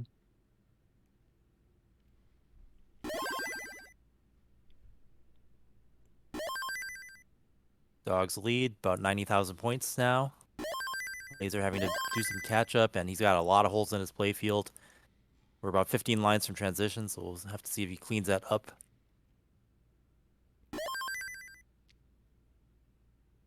Meanwhile, on the bottom, both fields are looking pretty good. Going back and forth now. I guess Quaid did some catching up, and they're now within a Tetris of each other. Quaid with a column 8 Tetris. Boom, Tetris for Quaid. Just about to transition on the bottom. Up top, they have transition. 543 for Dog, 396 now, 420 here for Lazer. So a little bit of a low transition for Lazer. And really, anytime you see Dog not transition at 600, you're like, well, slightly disappointed. But, it's still a great transition score. Yeah, and he's still ahead by quite a bit, too. So whether or not he's throttling his aggression, I think he's comfortable with the lead right now. Yeah, pitching to the score, as Bid Will would say, if you're making baseball references here. So.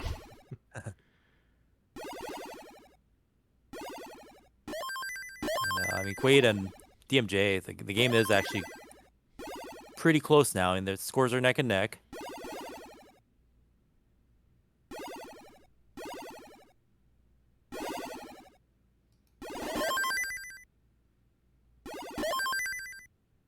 And yeah, Dog and Lazer just going at it. Both are scoring well past transition. But Dog maintaining that 100,000 point lead.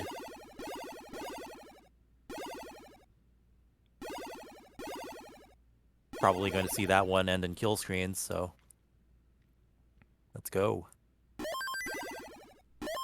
Yep, still super close at the bottom, less than a Tetris difference. Yeah. On the bottom. Quaid now leading by 1, maybe 2. Up top, still big lead for Dog, 735 for him, 607 for Lazer. And Lazer kind of fighting. Yeah, a bit of a mess developing for Lazer, and that is deadly. I don't think he's going to be able to get something over to fill those holes, and Dog is going to take that round. All right. So, tied up at the top. What was once a best of 5, now, in effect, a best of 3. Down at the bottom, still going here. Level 24 for both players. A little mini drill for DMJ. He's basically neck and neck here. Just a few thousand points. Boom, Tetris for DMJ, while Quaid cleans up. Good board. Boom, Tetris for Quaid. And boom, Tetris for DMJ. Made one at the same time, practically. So just a slight lead for DMJ now, but Quaid with a slightly better board. Boom, Tetris for Quaid. Neck and neck. That's what you want to see. And we know from what we've seen, DMJ capable of a max out. Quaid capable of 1-2. Can we see him make one in competition? We'd love to see that from a DAS player and from a veteran. Quaid passing. Quaid, well. Yeah, he's passing up opportunities to transfer that well. He's going for what he knows, which is the middle well, but it could be backfiring here. See, that left side super inaccessible for a DAS player. The only piece that's really going to help you is that L that he is able to get over there. It's tough. Is he going to be able to survive this? This is really rough for Das. And even, well, that left side is so cut off right now. Yeah. And even if he is somehow able to survive, I mean, he's losing valuable pace, and that T placement is just not able to get over. He's going to top out DMJ up 2 games to none over. Quaid now in a position of elimination and needs to win, get on the board here to stay in the match and stay in the tournament. So DMJ here with another high score here. 949 on level 28. So DMJ showing, you know, hey, low seed, big score. It can happen. Mm-hmm. And GMJ might, even be, depending on how they do their quals, they could be underrated coming in. Just because the number says 64, there could be a beast in there somewhere in those 50s and 60s. Yeah, you bet. Especially from what we saw. We have already seen that happen, so we might see it again in DMJ. All right, so just bear with me for one moment. Gonna just, well, we got a little break in the action here. Just gonna fix one thing.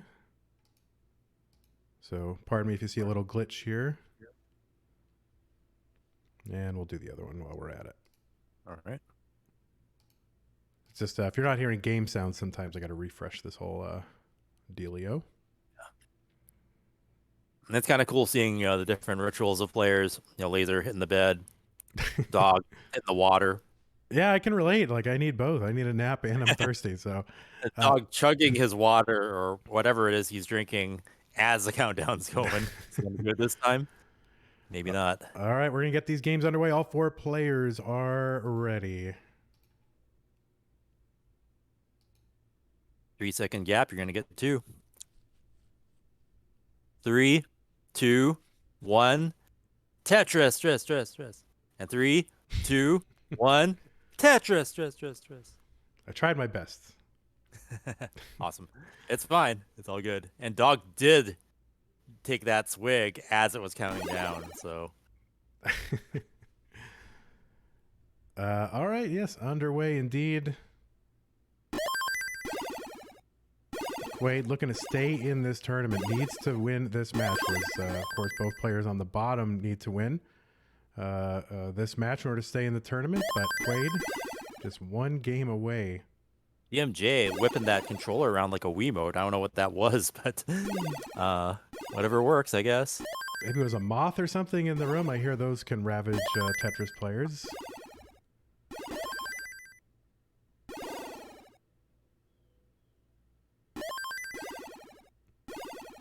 Yeah, Quaid definitely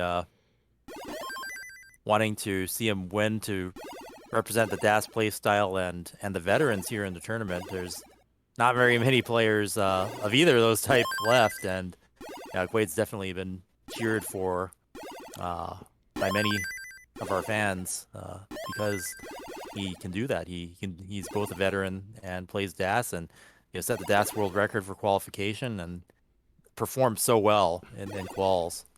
Yeah, both qualifying record setters in 2021 on our screen on the left side. Dog with eclipsing Joseph's record, has the same number of max out but a higher kicker, and of course Quaid with his max outs. Last year, I guess it was Tegamek or Jesper who set the DAS world record for qualifiers. Mr. Valor had it very briefly just for a day this year, and then Quaid broke it the very next day. But Tegamek's a roller now, right? Tegamek indeed a roller, so. Yeah. Could we see Quaid become a roller, I wonder? So I'm wondering if he already is, but we'll leave that alone here. 193 for Doug. Lazer 156. Down the bottom, Quaid 161, 173 for DMJ. The community would react to that. Would they see that as a betrayal, I wonder? I don't know. I mean, I think we're allowed to grow as human beings and increase our skill set and change, and I think it's okay. Boom, Tetris for Lazer. Boom, Tetris for Dog. Dog setting up a double well dependency there. Fills one in. And gets the other. Boom, Tetris for Dog. Quaid setting up a left well, it looks like. Looks like he's rolling with that. Waiting for another long bar.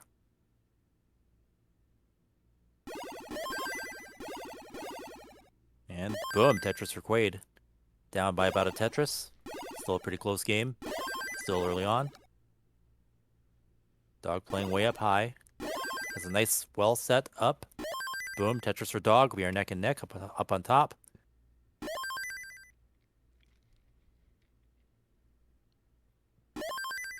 Of course, we will see his brother playing next weekend. So, I mean, this is this is not over. I mean, this is like taking over the month of October. So, those of you watching now, make sure to clear your calendar for next weekend because we have 2 more days of top 64 action. So, and yeah, just stacked brackets all around. Yeah, it seems like every single year it's like I really have no idea who's going to win it, but it gets even my you know that feeling is more every single year. It's like it's just so unpredictable. Players are getting so much better, and the difference in skill levels getting tighter and tighter. I think for a lot of years, there was one player who was so far ahead of the pack. It was almost a foregone conclusion as to just who's going to get second was what it was. But now, I mean, it's so unpredictable. Yeah, and not just in terms of outcomes, but how they happen. And we don't expect things like different play styles to just show up and change the landscape of things, or new players and especially when you have new countries and people who would not normally be interested in start to get into it, then that's when you see things get Quaid way up with a lot of junk in the middle, and he is gonna top out. Did he chuck his controller Yeah, a little bit. Or the top out? A little bit. So there is Quaid. Yeah. He will be eliminated from the tournament. DMJ will continue on. Let's give DMJ the heart. There it is. 3 hearts under DMJ. So congrats, DMJ. You'll be moving on in the losers bracket. Live to fight another day. Quaid, on the other hand, maybe next year, but certainly has a huge fan base and that loves seeing him play and seeing Quaid play. And he performed very well. He had very strong games in those sets, and we'll be seeing him again. Whether or not he'll do it with the same style or not, he's actually on his own very unpredictable. So can't wait to see how he responds and adapts as our scene grows. All right, Quaid putting on the chapstick, putting on the sneakers here. So who knows what he's gonna go do? Go ahead and cut over to this, and let me fix the cams all around. And here we've got very neck and neck game. All the necks, just going back and forth, even in the burns.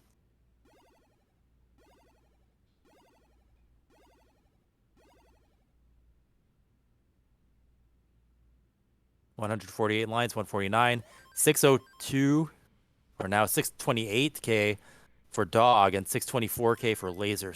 So very close. So pushing the edge of possibility here. Great scores, great pace. Lazer way up high. Was looking for that left side might be a problem. Let's see, rolling in action. Misses, hanging the long bar, and he's not able to get over to the left. Dog is going to take that one. All right, so heart for Dog here. Lazer down 2 games to 1, or Dog up 2 games to 1, depending on how you're looking at it. But there they are, both taking a big simultaneous swig, the simul swig. Gotta stay hydrated. You gotta keep that brain working. Yeah, it's kind of red versus blue here too. Each of these. All right.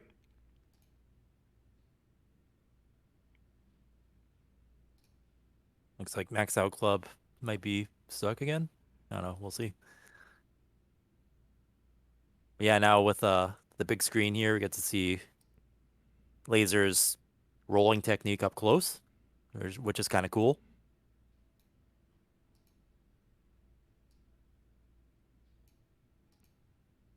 All right, waiting for both players to ready here. And they are ready, so let's get them started. All right.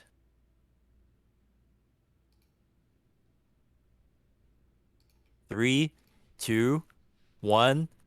Tetris, Tetris.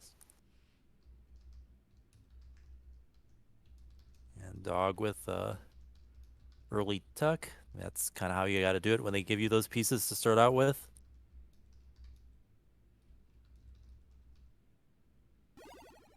And Lazer with the first Tetris. Really clean board.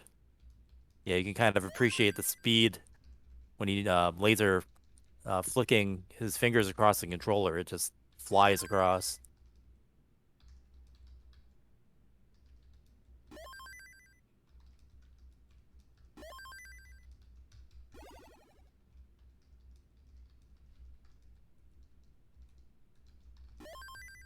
And boom, Tetris for dog. 0-point differential.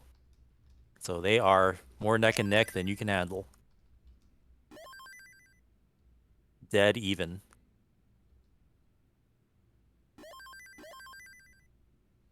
Wow. Such you don't really see this go on for as long as it does, but really just equal score there. Crazy. Oh, someone pushed down. Yeah, there's dog, of Dog course. pushed down, got 1 point. He's Push down points. He's Awesome. listening. Love to see it.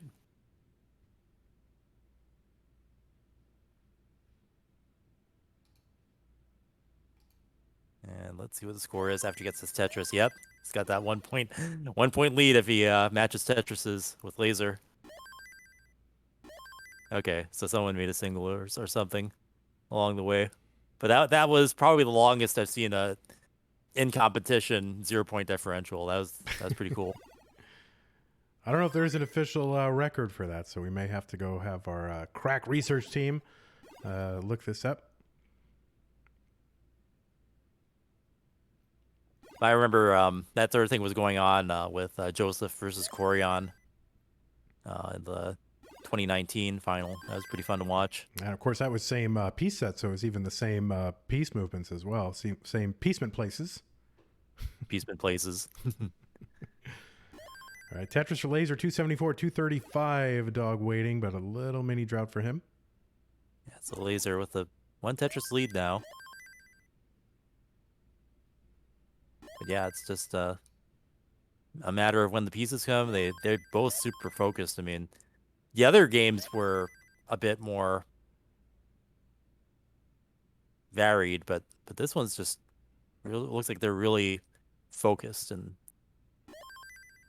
playing textbook solid Tetris. Nothing super risky, like no massive towers stacked up to the ceiling. And then continuously just scoring.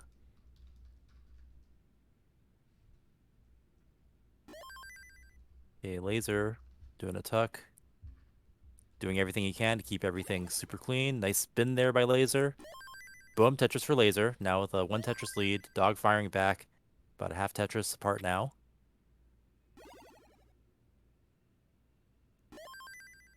Boom, Tetris for Dog. Neck and neck.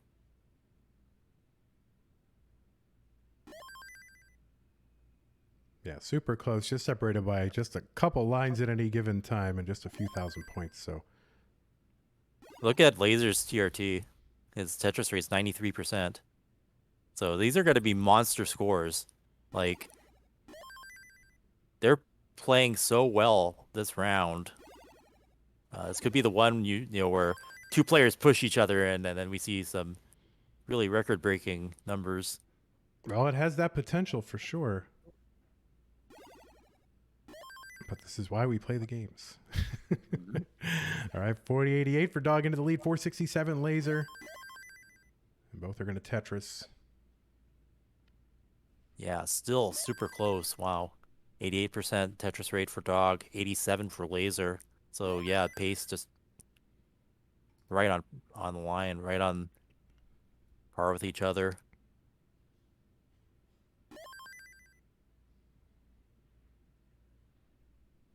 Wow, that movement from Lazer. Just disposing of things down the left side. But yeah, now Lazer playing up higher. Doesn't use the long bar down there. He's trying to, yeah, get a cleaner burn. He does. Boom, Tetris for Lazer. Boom, Tetris for Dog. Yeah, we're going back and forth, but we're getting closer to transition, so we'll see how they keep their boards clean going into 19.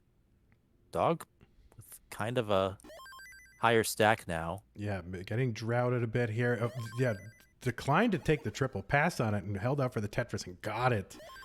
So yeah, super aggressive. I think he's feeling like, you know, wanting this game to be as high scoring as possible. Well, yeah, I think he knows the situation. You know, you think maybe if Lazer had a bit lower of a score, Dog would kind of modulate that aggression a bit.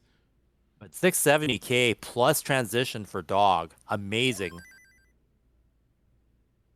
And Lazer lost a little bit of pace there, but not far behind. Yeah, Dog in a tricky kind of build here, but getting pieces over.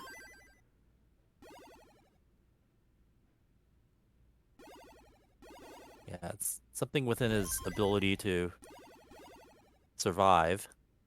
He's got a long bar. All right, so triple down the right side. And he's going to set up one row off the bottom and bang Tetris for a Dog 742. Lazer clean, though, 698. And Tetris for him. Yeah, so still super close. Dog only ahead by 1. Boom, Tetris for Dog. But Lazer set up for another. And boom, Tetris for Lazer. Now on level 22, but their scores are so high. We're definitely going to see an early max from Dog here. Look at that. He's certainly on pace for it. Yeah, boom, Tetris for Dog. And one for Lazer as well, separated by 64,000. That's just a little over 2 Tetrises here at this level. Yeah. Lazer's going to have to tuck something there. Oh, he goes for a burn. Yeah, delayed burn. A bit of dependencies there. We'll have to see how he can dig this out. Dog almost at 90,000 or 900,000. 920 exact for Dog now. So he's 3 Tetrises away from maxing. Yeah, but now just 2 clean. There's one of them. 981,000 up 168,000. So Lazer falling behind in pace. Dog about to max. Boom! Tetris for Dog. Max out on level 25. Look at that. So Lazer back by 190,000 points here. I mean, a really good pace for Lazer as well, but geez. A monster game from Lazer, but Dog has been unleashed. Boom! Tetris for Dog. Another Tetris. Level 26. He's still got a couple of levels to play with here. How big is this score going to be? Triple for Dog. Having to take that. Smartly burning it. If he wants a higher score. Boom! Tetris for Dog. Almost at 1.1 here. Set up for another Tetris. Lazer getting his playfield under control again. Boom! Tetris for Lazer. 884K. But he's falling behind in pace. So the Dog with 242,000 points over Lazer. This could be an insurmountable lead unless Lazer can do post-29 play at this point. Yeah, as a roller, you would think it's got to be in the realm of possibility. And so you got to think about what Lazer's trying to do here. Is he going to try to just set up for 2 here on 28, or is he going to try to take a good board into 29? 1.2 for Dog. This could be a world record for highest score in competition. One down the middle. Tetris for Dog. Kill screen. 1.27 million. And he just needs one more for a 1.3 if he can get it, but I don't know that he's going to be able to do it, but a 1.27. Wow. So here comes Lazer. Lazer's going. His target is 1.28 is what he needs. Oh, and the T piece is not going to get over. The long bar going to hang. Yeah, even with the rolling. But wow, seeing the level 30 play from Lazer, what a treat. That's certainly setting some records. What a game. Amazing score, amazing pace. I knew that when they were playing so solid and so focused, that match was going to be something special. That's one for the record books. Congratulations to Dog and Lazer for an amazing match. Yeah. And Dog will advance in the winner's bracket, and Lazer will be going to the losers bracket, so we'll be seeing him again. But Dog, yeah, staying with it and showing us why he is the reigning CTWC World Champion. Yeah, and you know, again, the state of Tetris in 2021, Chris, a max out at a level 30. A couple of years ago, you guys would have melted and poured through the cracks in the floor. But nowadays, that is not enough. And yeah, I'm just like double kill screen beyond double max out, and then now it's how deep into those higher levels and how high the score they can get. And yeah, definitely seeing Dog to the center while Strat in the middle. Like, he didn't just want to, he wasn't going to leave well enough alone. He was going to get the highest score that he could get.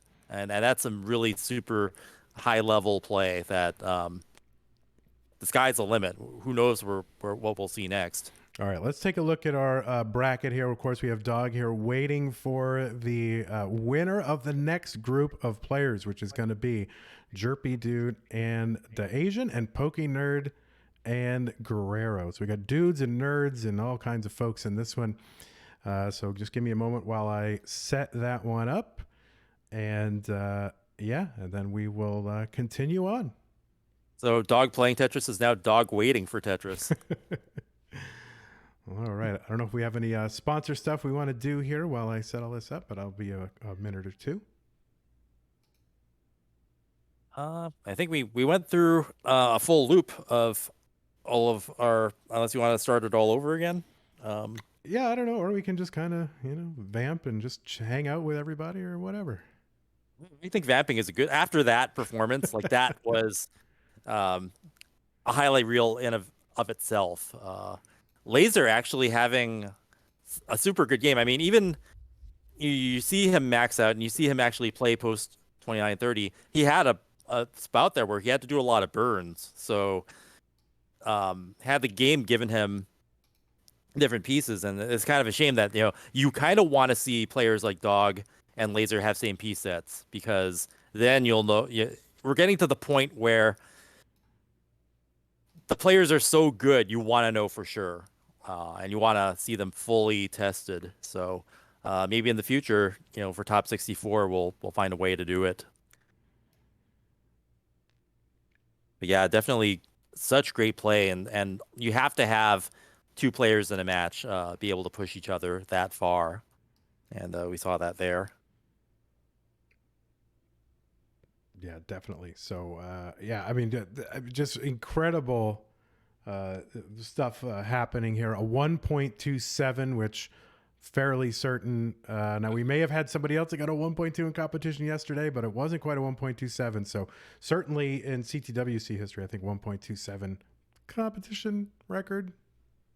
We can get a confirmation on that from our historians, but yeah, I think someone has to go back to that game from day one and count it out. Yes, indeed. All right, so we've got just about everyone there. We'll go ahead and watch the warm-ups and, of course, those wonderful biographies that Vince loves so much. Thanks.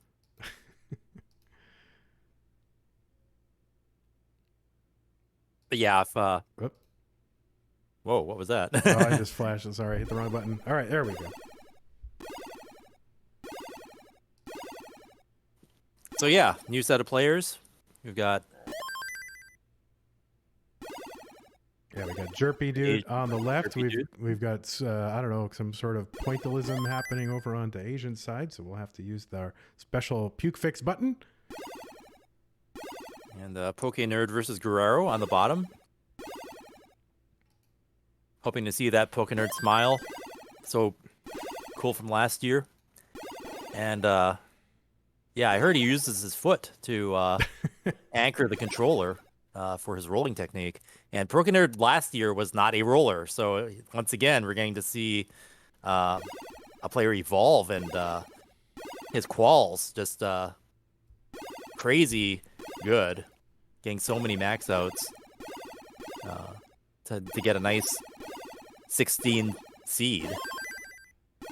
And even though it seems like 16 might not be like a super top seed, like that's a lot of max outs. Let me see if I can pull up how many max outs they got. I don't have that on this screen, but I might have it on another one.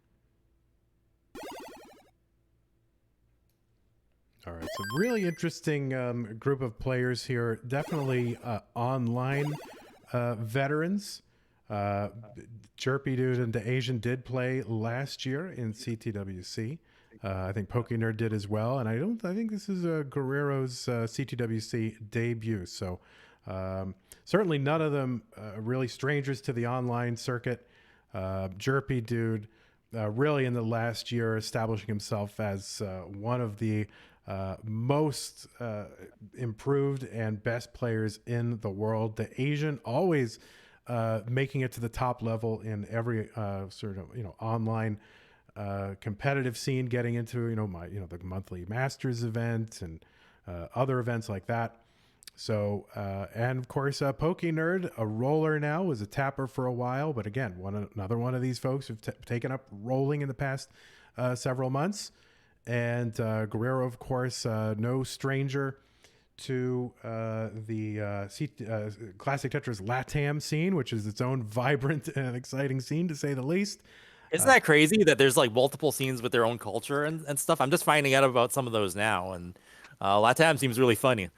So seeing more of that worldwide representation here with our communities is super cool. Yeah, and Guerrero in his bio calling out our beloved friend Pepe, who was a fixture in the Pepe 2381 was a fixture in the Classic Tetris LATAM scene, and he passed away early this year. So certainly our hearts are with the Classic Tetris LATAM community. We all remember fondly Pepe, who was a great friend and a really great competitor. So anyhow, I think we got those players ready down at the bottom. And we got the players ready up at the top, except for, Daasiann needs to go ready, and then we can go ahead and get this started. So, some interesting grips there. Daasiann's vertical, like, plank tapping, and I think Pokenerd's going to get his foot involved pretty soon. Yes, indeed. So fans of feet, you're going to want to tune in. So there you go. Yeah, Daasiann. Oh wow, we're gonna get a lot more hits on our Twitch page now. Yes, indeed. So, and you also see the Classic Tetris LATAM scene enter the chat here, and they're always very vibrant and effusive in the chat. So get ready for that. Mods, get ready. I'm having an issue. Okay, we got a ready over from Daasiann's side. We're gonna have to use our fix button for Daasiann quite a bit, I'm anticipating. Let's go ahead and get these started. Our next group of players, Jerpidude and Daasiann, Pokenerd and Guerrero. Here we go. Get going.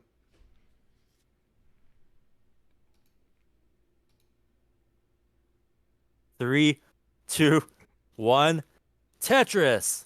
3, 2, 1, Tetris. Twist. So yeah, as expected, Pokenerd now rolling, using his foot as a way to stabilize the controller. Yeah, they've all got interesting, different things. Some of them using the knee or the, the top of the thigh, the quadricep muscle. Some of them using the shin. Here using a foot. There's even one player, Blank, who has created a contraption which kind of stabilizes it and allows the controller to pivot. Not quite CTWC legal yet. Well, I say yet, maybe never will be, but certainly inventive. So there's no end to the inventiveness of this community when you get a whole bunch of dedicated people all focused on the same thing. Their creativity has a chance to shine. So I think it's a great aspect of the CTWC to put the players front and center so that we're able to see this stuff, because not a lot of esports allow for that to be highlighted, right? They'll just show a face and that's it. But no, we go all in, see how their hands play the game. Having a standardized controller really helps and gets people thinking about how they want to play the game with the controller, and we all kind of inspire and influence each other. So that's super cool. And big shout outs to Trey and Trey Vision for really making that happen and putting the players front and center and having such a big camera for the players on screen, unlike other esports. Yeah, you bet. And of course, the special circumstances were kind of all operating under this year means we got a glimpse even inside the homes of these players. And I don't know about Pokenerd here, like living high in the hog in a penthouse here. I don't know what's happening over there, but man, I'd like to live there. Yeah, that's so cool. I was thinking, like, if you ever had like some kind of I don't know, movie or documentary or something, and like those things, like those backgrounds are, they kind of add character to our heroes and to our personalities and the people in our community. It's such a, I don't know, it just makes it more interesting, more accessible, I guess, and friendlier to people who are getting to know the people who play our game. Yeah, you bet. And speaking of people playing our game, there are 4 of them on the screen right now. Jerpidude, 186, 236 for Daasiann. Pokenerd, 188, and Guerrero, 201, sitting on a center well. Yeah, close game on the bottom. Guerrero just has ability to fly the pieces over to the left. You'd think he's a roller, but he's doing it with tapping, so super cool seeing that. Tappers still able to move pieces as fast as rollers if they can. Guerrero finally converting that center well. Just when the game wasn't coming, he was building up piled high on the left and the right. And that's really the the issue with the center well is you're now you have to maintain 2 separate stacks, right? So each with its own unique characteristics and needs, and that can be the challenge of why players tend to avoid it.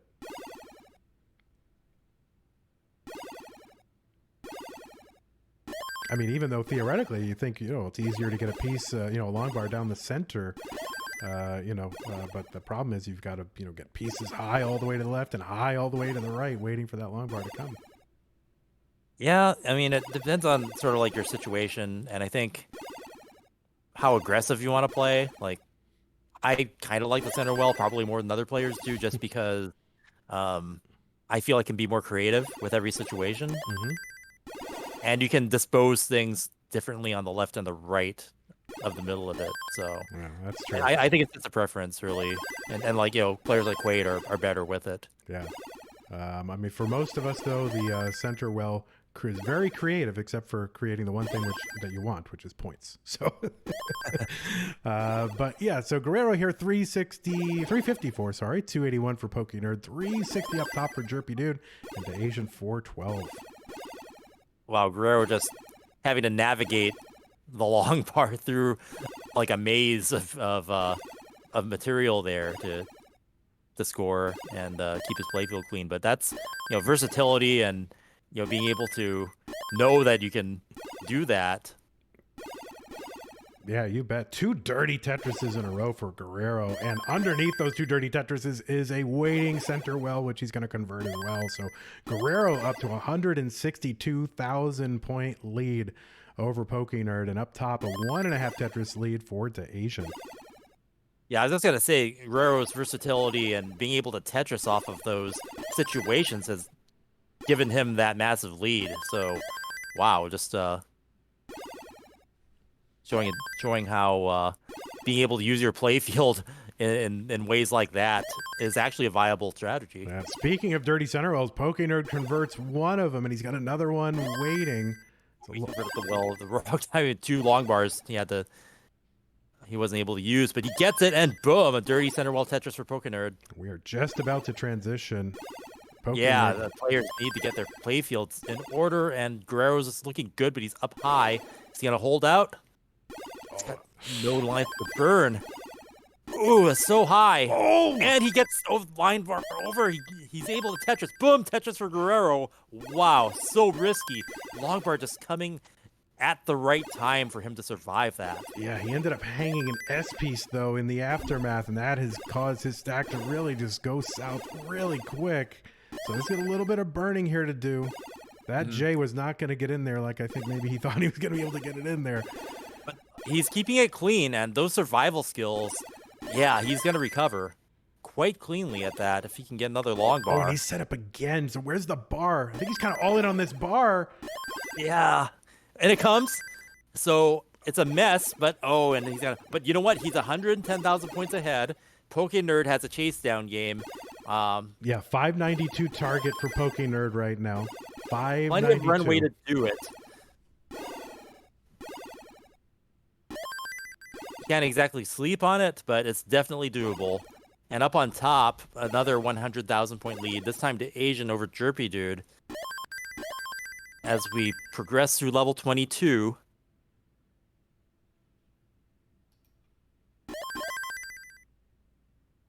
Jerpy has some work to do. And Daasiann's not letting up one bit.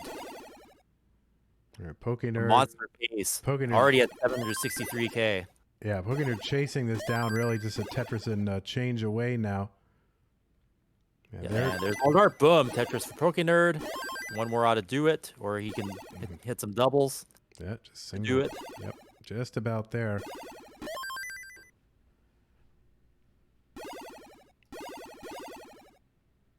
And he set up for a Tetris, just waiting for the long bar. Kind of in a drought, but good, well set up, and he does it with a double.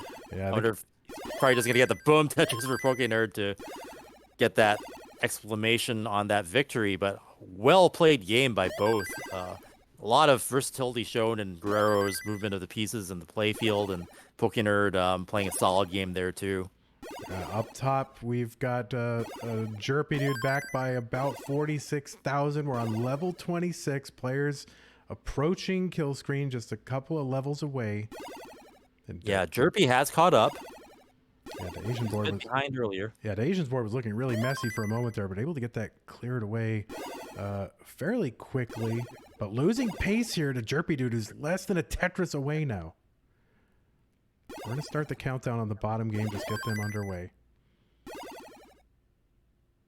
Okay, Daasiann got it more under control. He's Tetris ready. But Jerpy getting it first. So now Jerpy has jumped into the lead. Up ahead by a little bit more than a Tetris. Yeah, the Asian taking an aggressive line, passing on a triple on the left side to kind of get a piece over and try to set up for a Tetris. Might be paying the price for that decision now. Nails a T-spin over there. And again, going aggressive. Open on the left. There's one. And he's less than a Tetris. Jerpy's going to top out. The Asian just needs a Tetris and would take this. And there's a long bar, the Tetris for the Asian. Tetris for the Asian. Barely getting over and outscoring Jerpy at the last second in kill screen. But we're seeing a bit of post-29 play here from Daasiann, able to get a double. But unless he can get anything else to the left, that's going to be it. And the Asian takes the first round. Excellent play by both players. Near max out scores for both. Wow. Very close game. Yeah, needed that last Tetris into kill screen. His board was kind of breaking down, and if he had to really pile up anymore, I'm not sure what he would have been able to do. So clutched out the Tetris at the end for Daasiann. So GG's. Yeah, definitely turning on the aggro at the end after he was able to get out of that burn phase. And yeah, it was down to the wire, and going aggro was definitely the right choice for him to secure that win. Yeah, had to clutch out a T-spin on the way there, and then just a couple good decisions on the left to open up for that Tetris and make up that lead. So amazing from the Asian. Great awareness and play. They are ready, so let's get them started.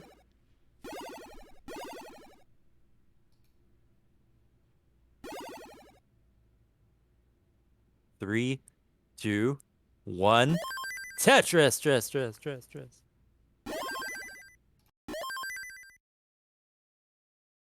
And on the bottom, we've got some clean play fields. Their Tetris raised 0-point differential, actually, for a second there. And possibly continuing on with Guerrero hitting the Tetris there. Perfectly neck and neck.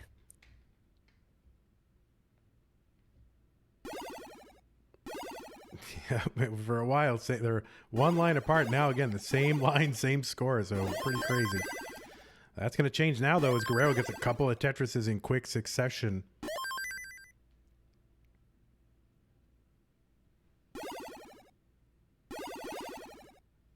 But yeah, they're still a bit early, and they have plenty of time to score more. Guerrero with a slight lead. Stacking up really high. Oh, hanging the L there, and oh, that's not going to be survivable. And Guerrero with a really early top out. Pokenerd just needs 14,000 to go. Yep. So he just needs 237,000 will do it. Yep, and that will do it. Boom, Tetris for Pokenerd, taking the second round. Yeah, so quickly up 2 games to none for Pokenerd.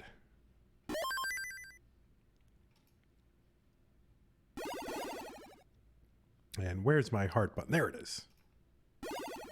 So yeah, Pokenerd now up 2. Guerrero needing to win this round to stay in the match.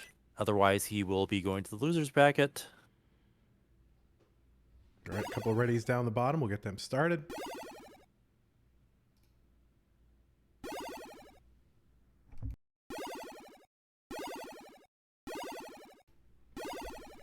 Three, 2, 1, Tetris. All right, up top here. Big lead early on for Jerpidude, 170, now 193. And Daasiann at 73,000. And Daasiann just trying to get out of this situation here, get a long bar and start Tetrising. But long bar dependency here. And all right, looks, well, he's making a few adjustments here. He's almost out, but it seems like when you think just about, when he's about to get out. He's going aggro. Look at that. Dirty well there. He sure is. And yeah, he just covered up his well at the wrong time for those long pieces. But he's able to get the box over to the left to clear that out. It's giving him long pieces, just not the right time. Oh, And there's he's one. again. There it is. Boom! Dirty Tetris for Daasiann. Worked out the way he wanted it, and he'll be back with a open right well relatively soon. Yeah, but a big lead still for Daasiann. 286 and 136 for Daasiann. 286, of course, my first computer was a 286. I think mine was a Pentium 90. Oh my god. Did I just age myself? Well, I think time has done that to you, Chris. All right, so we are underway at the bottom. So players just getting their initial setups. And Pokenerd already kind of a weird setup. Yeah. He's going to have to... I don't know if he's going to try to tuck some eyes in there or just burn off the roof. He just burns off the roof. Yeah, Guerrero set up a little weird. Set up on the left side. Not sure if that was intentional or if just the pieces took him that way. But generally speaking, that's the Game Boy well. Huh.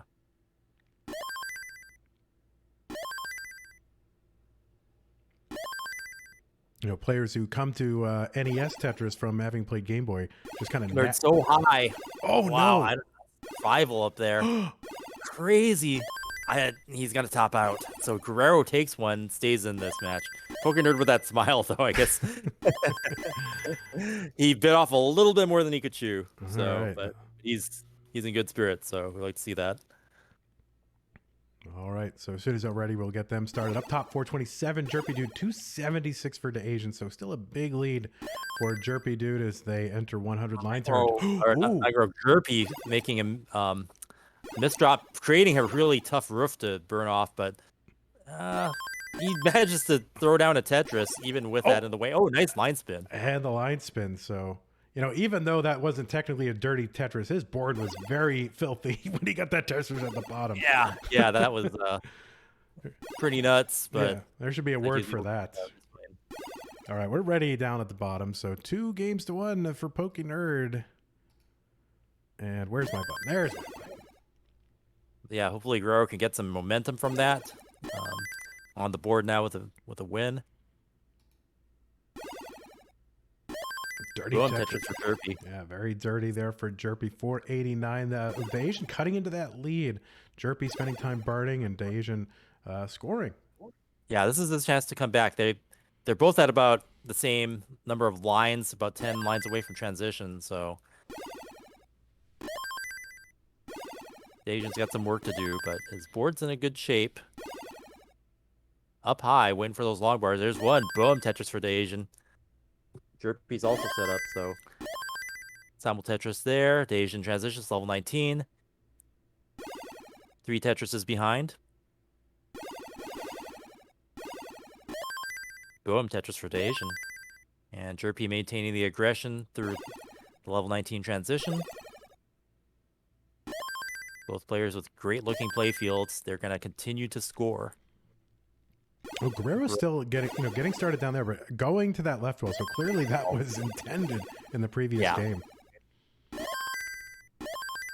And yeah, as I was saying, players who start, their Tetris journeys playing Game Boy, the rotation is set up kind of mirror image to NES Tetris. So those players tend to come to NES Tetris thinking, like, oh, used to the left well, right? So Yeah, that's such a different like design decision. Like you wouldn't think they would be different, but that's how it turned out.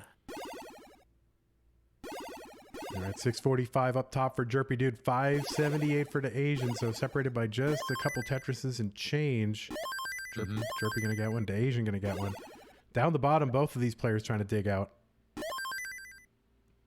Yeah, Guerrero getting stacked up there. He's got a couple dependencies. Okay, he's cleared it. He's ready for the long bar, so... Yeah, it's going to need that L to bring this down and chop it down. Yeah, he's set up quite well for burning things on the left side. Boom, Tetris for Guerrero.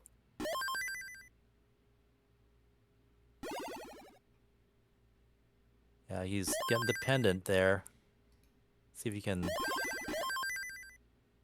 keep that clean. Put some weight on his left well hole there. He wants to burn that down so he can open up again. Gave him a couple of long bars. He wasn't able to use it, and he covered up his well again, so now he's waiting, trying to get it open. He's forced to put more weight on that. Yeah, what a struggle here for Guerrero. Up top, though, Jerpy, kind of in a situation, needs to clear away that well over left. Gets a square over there. 831 for Jerpy. Jerpy now in the lead, only by 38,000 points. And another Tetris, though. And yeah, they caught up for a bit, and he set up for a couple of Tetrises, actually, just waiting for long bars. And he covered his well. Waiting, there he gets it. Boom, Tetris for the Asian. So level 26, 928 for Jerpidude, 863 for the Asian. Boom, Tetris for the Asian. Yeah, kill screens are coming. There's a little bit of runway, but less so for the Asian because he's ahead by lines and behind in score by about a Tetris. So it's going to come down to the wire for those guys. Wait for the long bar and takes the safety triple to burn off the top. Waiting for the long bar again. Oh, the misdrop of the T-piece for the Asian. That's going to really hurt his chances. Jerpy with the max out here on 28. 8 lines to go till 29. The Asian with another Tetris. Both maxed out. Yeah, the Asian's not going to catch up, though. Yeah, one. But Jerpy with a security Tetris takes that one. Oof. And is still alive on level 28. So Jerpy's going to take that, but we'll see how much post-29 play. I guess he's just going to stick with that. And a nice 1.1 for Jerpy, getting him on the board. Excellent game. Double max out yet again here. You got your 17 and 48 seed. I mean, this is not your 1 and 2 seeds, right? These are, folks, a little bit down the bracket. But again, Tetris in 2021. Yeah, insane. You got 64 places, and all of them have to make multi-max outs. So... yeah, anything can happen. Seed numbers are a little less. I mean, unless they're totally crazy and getting like 10 plus max outs, you're not going to know where a lot of those players are going to end up. So you could have someone lurking in the 50s or 60s capable of hitting 1.2 plus.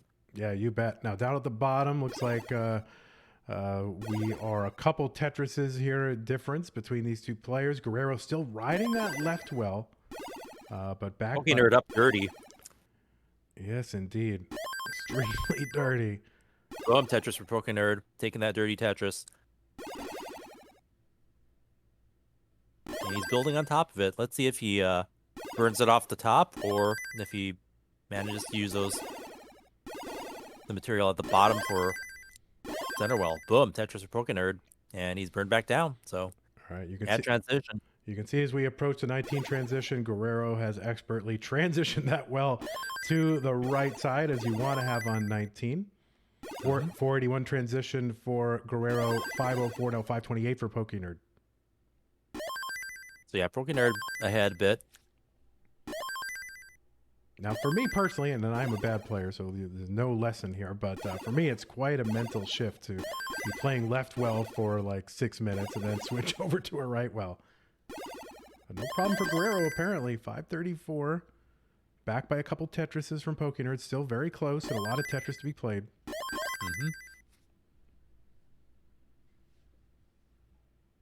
On top, the Asian playing high. High and aggressive. 0-point differential, even though they're 30 lines in. So, very close game up there, neck and neck.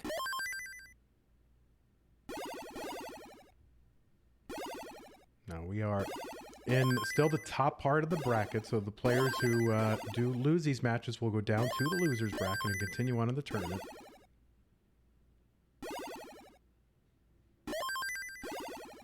Yep. And then we'll eventually have the winners play the winners, and the winners of the losers play the winners of the losers. That made no sense to me, Chris, but I'm just going to trust you on that one. So. I'm very small brain person here, Chris. So, all right, 214 here for Jerpy, Daasiann 235 down the bottom, 753 for Pokenerd, 659 for Guerrero here on level 23. Yeah, Guerrero falling behind now. Pokenerd in the lead by 5+ Tetrises.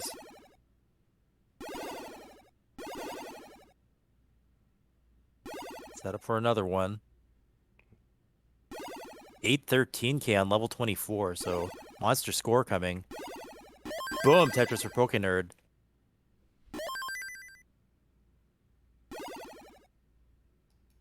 Looking very comfortable with that rolling.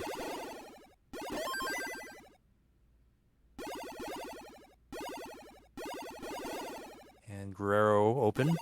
Ready for Lop Art. Boom, Tetris for Guerrero. And Pokenerd just getting another one there too. Yeah, let's see how Pokenerd burns that stuff off. He's got kind of a structure that is blocking his ability to score. So he's up ahead quite a bit, but Yeah, can he survive this? tough for both of them. I don't. Pokenerd's not going to survive this. I don't think. He's going to top out 899. So the target is 900k for Guerrero, and if he can burn this down, this would be possible. But such a tough. He's so board. high up. Oh no. Yeah, I don't think he's going to be able to Oh, he survive gets that S over, but yeah. Oh, he can't enough. do it. Pokenerd's going to survive. Yeah, and Pokenerd wins the match and advances in the winner's bracket. Guerrero goes down to loser's bracket. Neck and neck up top. Very close game up there.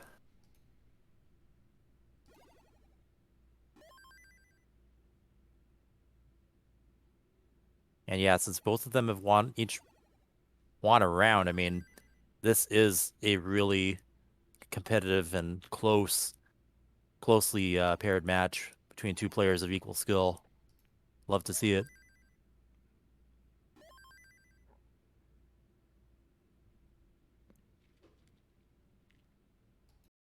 Daasiann with a nice clean board. Boom, Tetris for Daasiann. Jerpy pulling off some maneuvers to keep his stack clear.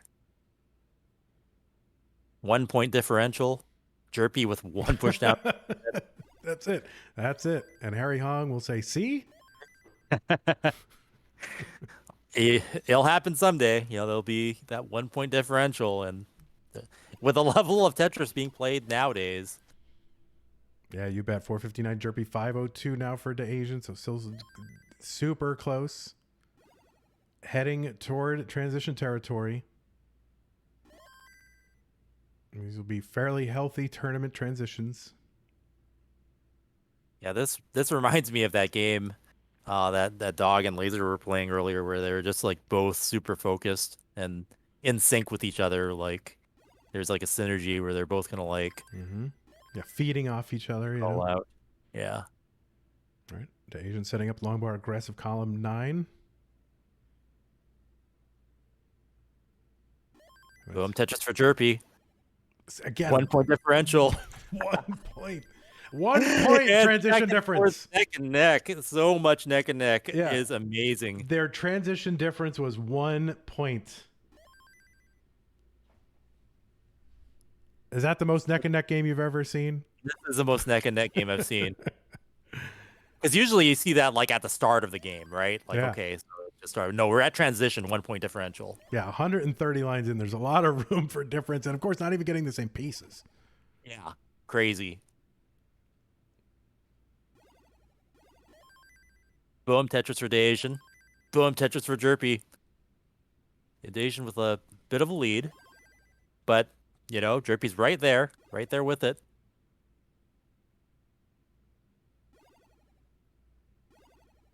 And I just keep thinking, it's like, man, they need same piece sets at this point because you don't want that to be the factor. Yeah, no. Well, we do have double elimination to take care of that. Obviously, same piece sets wouldn't really be practicable in this kind of context, but these guys are about as close as you can possibly be. 690 here for Jerpy, fighting long part Jerpy Tetris 718 and one for Daasiann 759. Yeah, Kirby's now gonna have to do some burning. Yeah, and hopefully survive this. Yeah, survival mode for Jerpy. Just gonna get material, gets that long bar in. Oh, that right side, he can't do anything.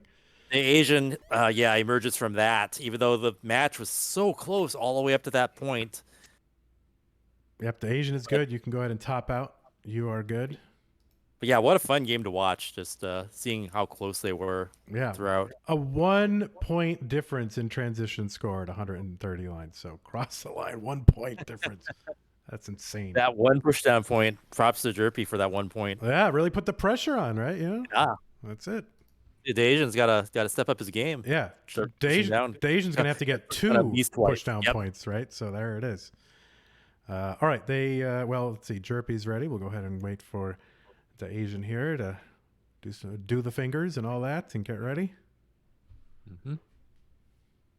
Do your fingers. Do your fingers at that line from Alexi. From Alexi himself. That's right. That's amazing. Thanks, Alexi, for that. Appreciate it. There you are. All right. Alexi's gone now. If I'm ever working on a Tetris game again, I'm going to have to make that an achievement. Do your fingers. Do your fingers. 3, 2, 1. Tetris.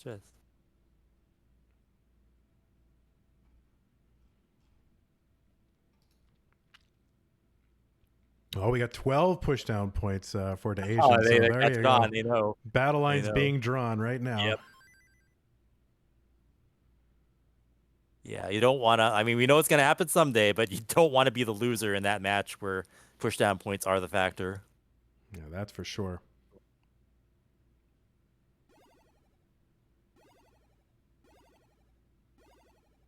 Skimming some singles and doubles off the top for Daasiann, both of them having to do a bit of digging way up there. Yeah, neither one really comfortable right now. Daasiann Jerpy just trying to keep that right side clear. Gets the Tetris at the bottom, so he's going to survive. Back to safety, is almost clean again. There it is. And Jerpy's clean. Daasiann still scrambling a bit. Should be okay. This should be low enough. Yeah, it's just having, that alternating burn shelf action where you got to stop yourself from putting weight on the holes that are underneath. But he does it efficiently. Drilling back down, and he's open. Not quite completely clean, but enough to get a Tetris next time long bar comes. Oh, and he does get completely clean, burning that triple off the top. Masterfully done. And, exactly how you want to do it. Yeah, you bet. Little mini drought here, kind of a mini Spyro to work around game, not giving. Finally gives a Tetris for Daasiann, 53,000 for Daasiann, 145 for Jerpy. So an early lead here for Jerpy. Yeah, Daasiann having to burn a couple of triples there, so he lost pace from that. And yeah, Jerpy now in the lead.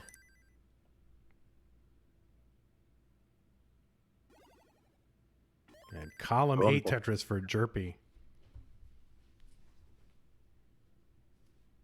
I think I stepped on a boom there, Chris. Oh my God, it's like I got to say boom Tetris. People can work it out. It's unforgivable. Legend here, of course, Chris Tang. Bona fide, he's going all the way back to the beginning of CTWC in 2010. So, I mean, certainly people are here for the booms, and there are certainly booms. Jerpy with the Vits.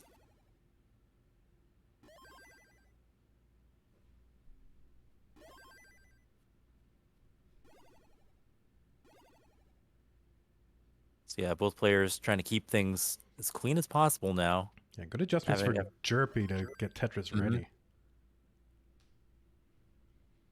Ooh, I think he didn't want that S to go where it did, but that'll give Daasiann a chance to catch up with that Tetris. Now only about a Tetris and a half away. Yeah, halfway to transition is Daasiann, and you can see if he were to continue this pace, it would be under 400k transition. Now he's going to obviously try to turn it on. He's got Jerpy on the ropes here up in the winner's bracket. Up 2-1.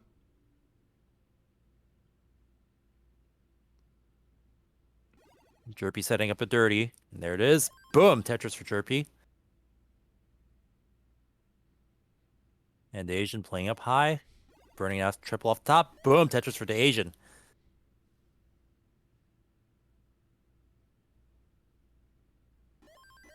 Boom, Tetris for Jerpy. Center well. And having to do some burning to get into scoring position again. So Daasiann's going to catch up, and we are neck and neck. Jerpy dumping stuff on the left. Wanting to get the right pieces to dig back down. And he does.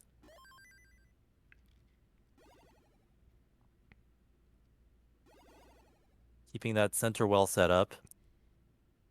Tetris ready. With some holes, which he's starting to drill back down.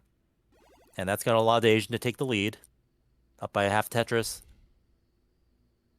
Oh, setting up for a Buko spin is Jerpy. See if he can get the piece. He's going to get the... Oh, he doesn't go for the Buko. Oh, wait, maybe he couldn't do the Buko there, actually, because I think... Missed just Jerpy. Jerpy's going to have to do a lot of digging. And I hope that this doesn't spiral out of control because he's getting dependent. Got the long bar he needed to keep that clear. But, yeah, that's going to be a struggle. And plus, yeah, transition coming in 25 lines. So it's not really where you want to be. He's going to have to deal with that before that time comes. So, yeah, Daasiann pulling ahead now. 379,000 out, 402,000 points to Jerpy's 350.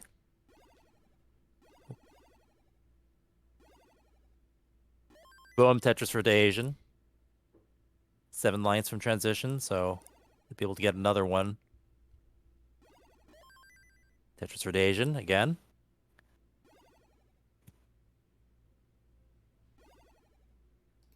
Nine 90,000 point lead going into transition with this Tetris.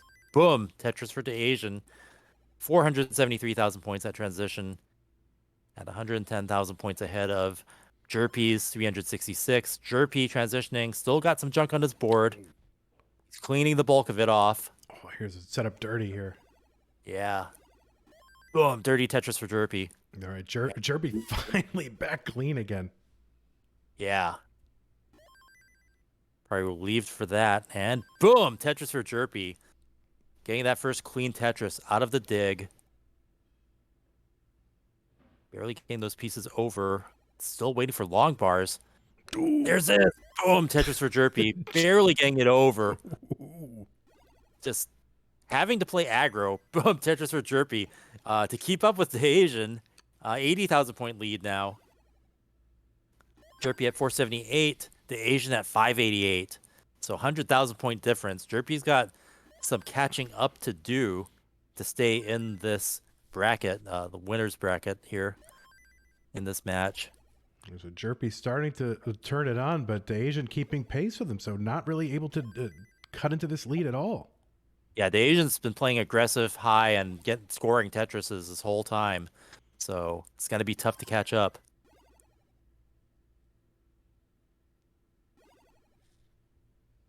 Boom, Tetris for Daasiann. Just masterfully keeping this stack like super clean and ready to score. Boom, Tetris for Jerpy. Yeah, Daasiann maintaining this lead, so... Yeah, I mean, Jerpy just got 2 Tetrises there and it didn't make a dent. Daasiann's still 100,000 points ahead. And now 80,000. Jerpy managing to get another Tetris there. Such a good even match here, though. Wow. Yeah, Daasiann playing really smart, just with just enough aggression, but without getting too risky. So it's a really masterful display from Daasiann right now. Yeah, no, really fun to watch just his placement and how pretty the board is after he carries out his plans and he's Tetris ready again. Yeah, it's a great situational Tetris in the sense of, kind of... moderating your aggression to fit the situation. And a lot of people say, how can you play a 1v1 game against another person? Well, this game tells you exactly how and why you can do that. Yeah. Yeah, great adjustment there. Yeah, Jerpy catching up a bit. He has lowered the deficit to half of what it was, 50,000 point difference, and Daasiann's going to have to do a little bit of burning there to get ready to score. Yeah, waiting for the log bar. Yeah, Jerpy catching up now. Boom, Tetris for the Asian. Boom, Tetris for Jerpy. We're almost neck and neck. We're only a Tetris apart now. Yeah, the Asian with the advantage because Jerpy is set up. Oh, he's gonna get that dirty that center well Tetris. Well, and Jerpy in the lead now. But boom, Tetris for the Asian. We're going back and forth, neck and neck. Jerpy having to take some burns because he's set up in the center. Kill screen for the Asian. 971,000 points. See how far Jerpy is not going to be enough. Jerpy out of control, not able to make any more lines. The Asian getting a couple more lines. Boom. He is able to secure the victory past kill screen at 32,000 point lead. Holy moly. And did the Asian get a Tetris after the kill screen? Because that was No, he didn't. I just said boom because it was like decided he had the higher score at the end when both had topped out after kill screen. I just felt like saying it. Yeah, sorry. Well, no, it's okay. I didn't catch it, but down to the wire went this game. I mean, what a roller coaster ride. That was amazing to watch. I mean, both players so equally matched. Look at those scores. 942, 974. Yeah, just less than a Tetris at that level. Like only a 32,000 point difference. So just a difference in aggression would have changed the outcome of that match because it was so close. Yeah, the Asian really did everything exactly he needed to do. Going into 28, it was so close in score, but the Asian really had the advantage because he was set up with a well on the right side and Jerpy was set up during the center. Jerpy did get that center well Tetris, but because he was still kind of oriented toward the center well, ended up costing me extra burns, which might have cost him a Tetris that he could have gotten, which would have made the difference here. Yeah, so Daasiann will continue in the winner's bracket, and we're going to have Guerrero go against Jerpy in the loser's bracket. All right, and speaking of that bracket, why don't we show the fans what that bracket looks like, although it is not quite up to date. So let me go ahead and see if I can refresh here. I know our judges and updaters here have a lot of stuff they're doing. Well, you can imagine the bracket in your mind, but we're going to go ahead and set up our next group of matches here. So just bear with me for a moment. And if it's okay, I just need about 45 seconds here, just off mic here. Bear with me for one moment. Okay. And wow, what a great match I'm not sure what was more thrilling. I mean, Dog versus Lazer was on that level. Scoring a bit higher, but when you've got two players so equally matched, your eyes are just glued to the screen and you're just wondering who's going to pull ahead in the end. But definitely seeing them just like a point apart at times, just seeing such a close match, it's a lot of fun and definitely what we came here to see. Classic Tetris World Championship 2021, not disappointing in thrills and spills and amazing esports drama. So definitely thank you all for watching. Hope you're enjoying it as much as we are.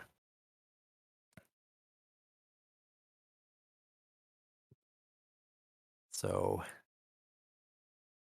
that sounded like 45 seconds. I'm not sure if I guess I can rattle off some sponsors if Andy doesn't come back, but I'll give him a little bit of time. Are you back? I am back. I just got to set up our matches here, so maybe a sponsor read or two would be good. Cool. Okay. Well, we'll do that then. So this year we are sponsored and being promoted by Twitch itself, twitch.com, the interactive live streaming service for content spanning gaming, entertainment, sports, music, and more. But, we're all watching it for the gaming. And actually, I started using Twitch back when it was called something else. It used to be called Justin TV, and I started using it back in 2008. And I used it for gaming back when nobody else did. So if you're crafty, check my channel. I've got some really old footage. I used to go to the arcade with a webcam on my back, carrying a netbook around to stream my gaming stuff. And I'd go to like conventions and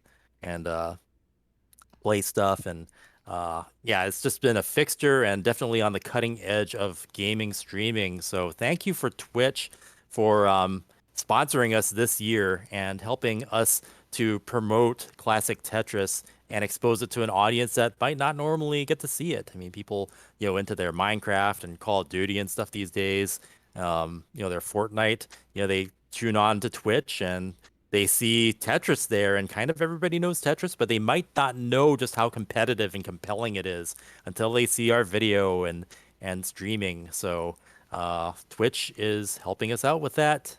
You can go to the front page some at times, and there is Classic Tetris there. So thank you, Twitch, sponsoring us this year. Yeah. And another sponsor, Enhanced Games, Tetris Effect Connected, another awesome thing, helping spread the love and competitive joy of classic Tetris through the classic score attack mode now included in the game. And with the Switch version, Nintendo Switch version coming out 2 days ago, you can buy it on and play against players on other platforms like Xbox, PlayStation 4, Oculus, Windows 10, and Epic Store and Steam. They're all connected. You can play classic score attack and NES style Tetris with same piece sets. Definitely being able to play matches without all the classic hardware or CRT TV on a modern console. So Tetris Effect Connected, allowing us to have players play a modern system, but with classic Tetris rules like we play out in the CTWC. So thanks for Enhanced Games for sponsoring us again this year.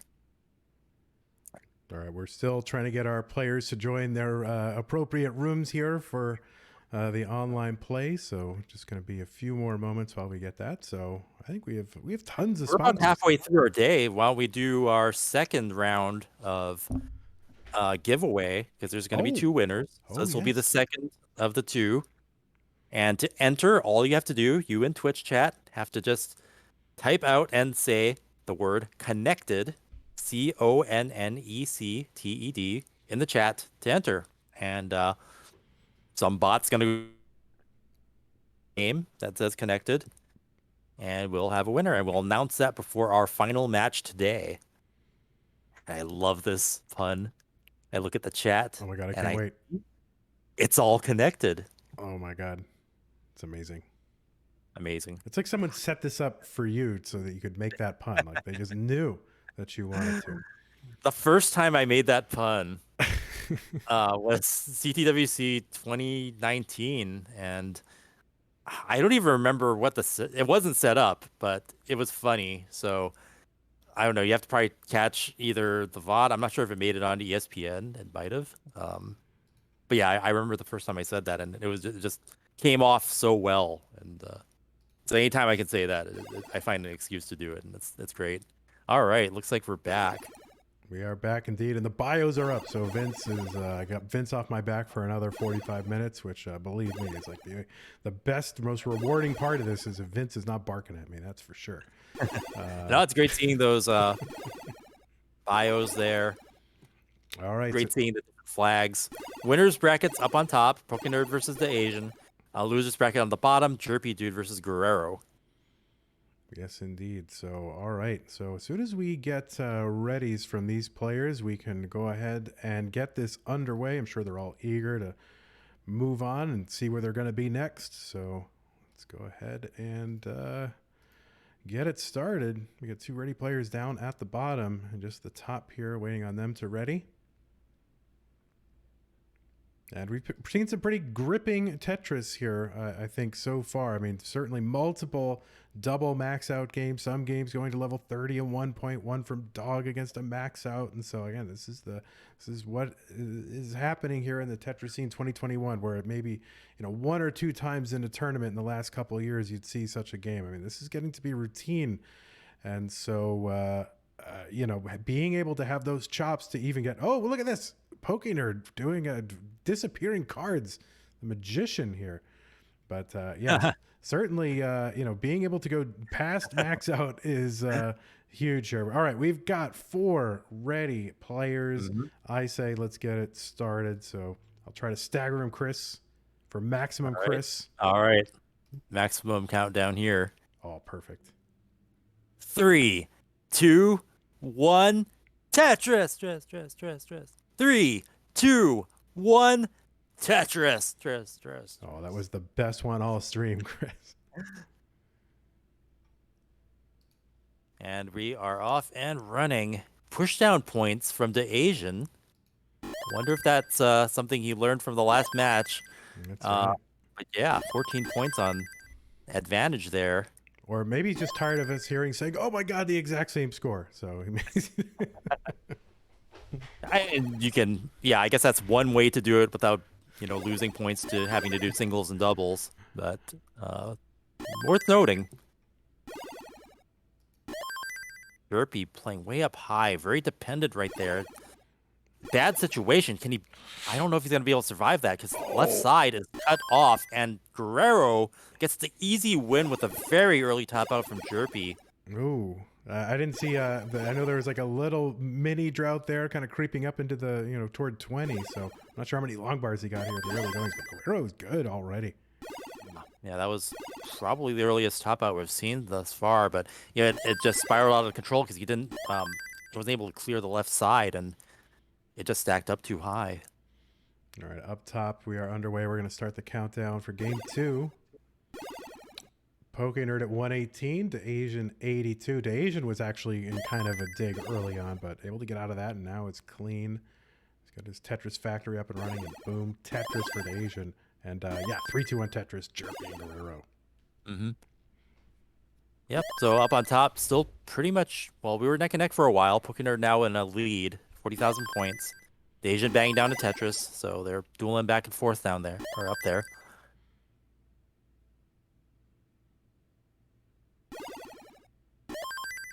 But yeah, Jerpy was playing pretty consistently in his last matches against Daasiann, and just early top out seems kind of out of character. So we'll see if he can come back from that. Yeah, kind of a spicy builder for Jerpy again. Yeah. So certainly does not want a repeat performance.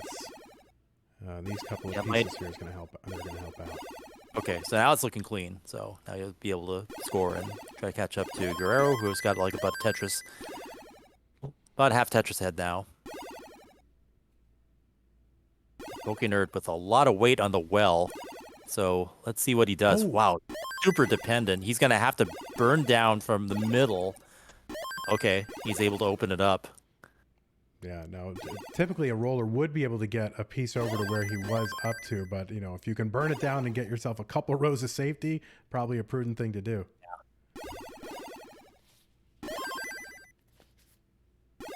Yeah, Pokenerd showing that how risky you can play. And very close game still. I mean, it was like a 366 point differential there. So that was like, push down points in a single, maybe.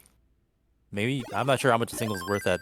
I should know how much a single's worth at 18, but it's not that much. Yeah, Pokenerd was up high, actually getting droughted. 22-piece drought there. Finally got the long bar and brought his stack down. He's got a basically neck and neck now with Daasiann. Mm-hmm. Here through. It's another really good matchup there. Well, yeah, it's kind of a gritty, gutting it out kind of match. Through 80 lines, you definitely want to have higher scores than these guys. Oh, Daasiann missing a line spin up top. Oh man, really? Yeah, that could be catastrophic, but he's handling it. He's getting the right pieces. This is still survivable. Oh, that double's nice. Gonna be great for him. Yeah, he got the right piece to open that up. Yeah, the Asians' solves under pressure are actually very good. Yeah, that long bar's not going to burn anything, so he's still got to go. Yeah, he's putting weight on that well, but maybe he feels he can handle it. Or just force into it. Not much choice sometimes. So, all right, he is open on the right side. Just wants a long bar to cap this off, and he's going to get it. Oh, Tetris for the Asian. That must feel good to get out of that dig. That was dangerous for a while there, but the Asian's got some good solves, so able to clear that off. All right, 400 for Pokenerd, 341 for Daasiann. At the bottom, 270 for Jerpy, 306 for Guerrero. So yeah, Jerpy is starting to recover. About a Tetris behind now. Boom, Tetris for Jerpy. Guerrero just got one too, so Guerrero's going to pull ahead with this Tetris. Jerpy with a couple of tucks there. He's going to have to wait for some pieces. Does. Boom, Tetris for Jerpy. And boom, Tetris for Guerrero. Guerrero not letting up. Scoring pretty consistently in this round. We are approaching up. Transition up top. Oh, Daasiann's board up top. That is tough. Can his tap get that over? Oh, he built up too high. Oh, I think, yeah, that getting that Z piece up there was probably a mistake because I think without doing that, he might have been able to clear some lines off the top. But Pokenerd's going to take that one with authority up ahead by over 100,000 points when Daasiann topped out. So round one going to Pokenerd. And so now the story I've heard is that the Poke from Pokenerd is both Pokemon and the delicious fish dish. Wow.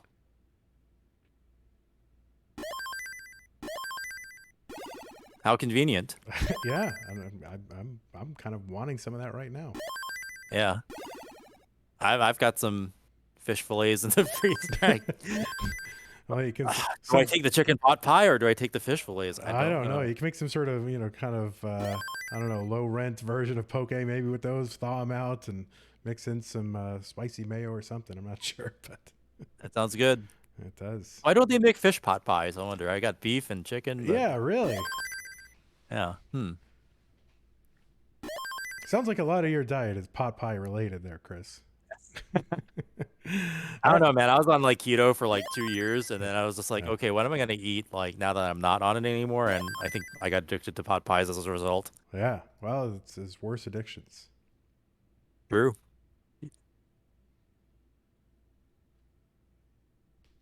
Oh, 3, 2, 1, Tetris.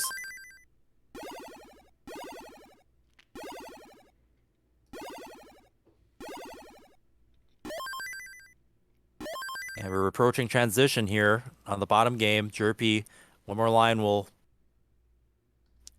get him to level 19. Nice and safe. Board's in good shape. Guerrero, on the other hand, has a couple of burns and some stuff to clear out. And as well as not open. It's not completely in danger yet. Oh. But it's still...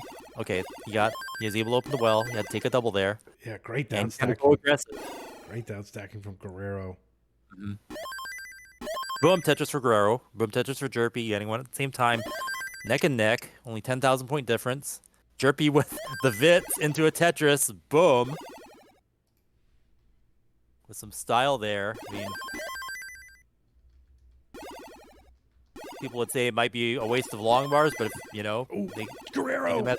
Guerrero too high. I don't think he's going to be able to get anything to the left there, and Jerpy's going to take that one. 1-1 now. Whew, that was fast. Yeah, Guerrero was able to get his situation under control for a moment, but then it just got too high. Meanwhile, up on top, the Asian opening up a slight lead in the early runnings. Boom, Tetris for Pokenerd. Gotta take a triple there. Let's see if he builds off of row 1. Not too dirty, but not clean either. Boom, Tetris for Pokenerd. And he's gonna build off row 1 again. Boom, Tetris for Pokenerd.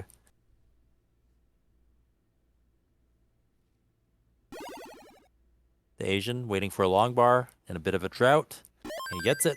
Boom. Tetris for the Asian. 38,000 point lead. 232,000 points to Pokenerd's 196k. Pokenerd just... Ooh, kind of spiry here. A bit dependent. Oh, keeps it open for a split triple. Yeah. So he's content to kind of build on top of stuff and... Finally, Tetris is off of row 1 there. That's a good word for it. Just stuff. Because that's what it looks like. It's like, oh, I got to build on top of all this crap. He had a chance to eat away at that and maybe get that back down to the bottom, but he's content to stay dirty. Just a bit dirty. Boom, Tetris for Pokenerd. And he's gonna keep that well. Yep, 275 Pokenerd, 308 for Daasiann. Both players' boards a little dependent. Pokenerd with some gaps here. It seems like he's able to handle it. And he gets the long bar. Boom. Tetris for Pokenerd. He's gotten a lot of Tetrises off that first row, so it seems like it's something he's comfortable with. And the Asian having to do some burning too, so this is Pokenerd's chance to catch up if he can get his well open. He'll probably have to take a triple once he does get... Oh, no, it's set up for a Tetris if he can drill back down. There it is. Boom, Tetris for Pokenerd. Nearly caught up. The Asian having to do some more burns is in a similar situation. Taking a split triple. Boom, Tetris for Pokenerd. Less than a Tetris apart. Meanwhile, on the bottom game, we are neck and neck. Fairly early. Guerrero with a left well set up. Yeah, going with that left well. It was really, really scary moments in the previous match doing that left well. So I'm not sure what the thinking is there, but you know, sometimes you're just inspired to do something and it just makes sense to you. Pokenerd now with a Spire in the middle. Let's see how he deals with that. That's going to allow Daasiann to... well, now Daasiann having to have a Spire of his own, so Spires all around. Yeah, Guerrero got his board back down. Pokenerd Tetris ready. Pretty high up there, though. And boom, Tetris for Pokenerd. So many Tetrises off that first row. Yeah, that is not burned down. That is the same gap that's been sitting there for like the past like beginning 70 of the lines game. or something. Yeah, it's crazy. Will he get it cleared by transition? We will. Oh. Didn't quite get that over, but still kind of manages to keep it clean. He's got a dependency now, though. And he's only got 9 lines to work with before transition. Oh, he's going to build on top. This is filthy, filthy Tetris. Boom, Tetris for Pokenerd. Wow. Right, he's actually set up for a perfect well transfer. Yeah. If he can get it like right now. The long bar. He's waiting for it. He's got the plan. Will it give him the piece? And it won't, so he's going to have to cover. And yeah, transition hit right there, too. Oh, and there's the bar for the triple. That's going to help a lot. So he's in good shape here. This should burn away pretty darn quick. Yeah, so I'm going to guess he's going to start down stacking. Meanwhile, Guerrero still with that left well. Built up really high on the right. Yeah, it's an odd formation here for Guerrero. And the Asian scoring into transition, getting a couple more Tetrises there, maintaining that lead up ahead by 2 Tetrises now at 560,000 points to Pokenerd's 520. Scoring again. Yeah, Guerrero fighting right now. Yeah, that's... tough. Thought he was going to use that L a little bit differently. Same here. But he wanted to get the long bar down the middle, and he still had to cover it up. Okay, there's that long bar. So, all right, he should be safe, and he's got enough time between now and transition to figure all this out. It's a long bar in a way that put more weight on the well. It shouldn't be bad, but okay, he's open. So it's good. It worked out for him. All right, up top, we got level 22 action. 610 for Pokenerd, 678 for Daasiann. So Daasiann up by, 2 to 3 Tetrises at any given time. Be up ahead by 2 Tetrises, now 3. 466,000 to Guerrero's 395,000. So Jerpy playing pretty solid on this one.